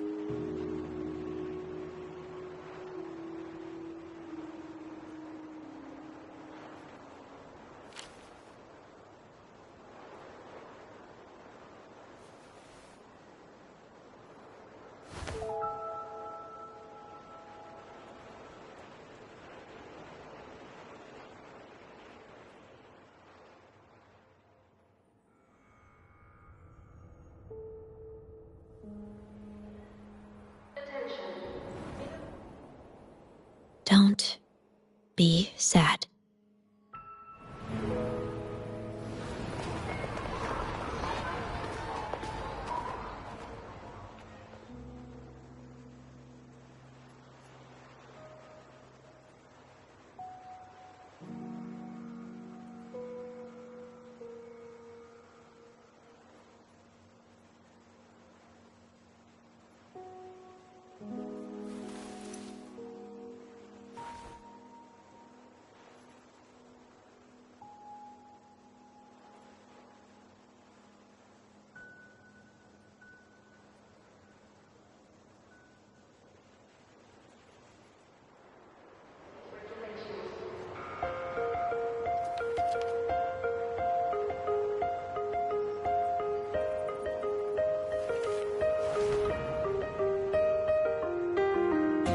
Fresh wash of sunlight spreads over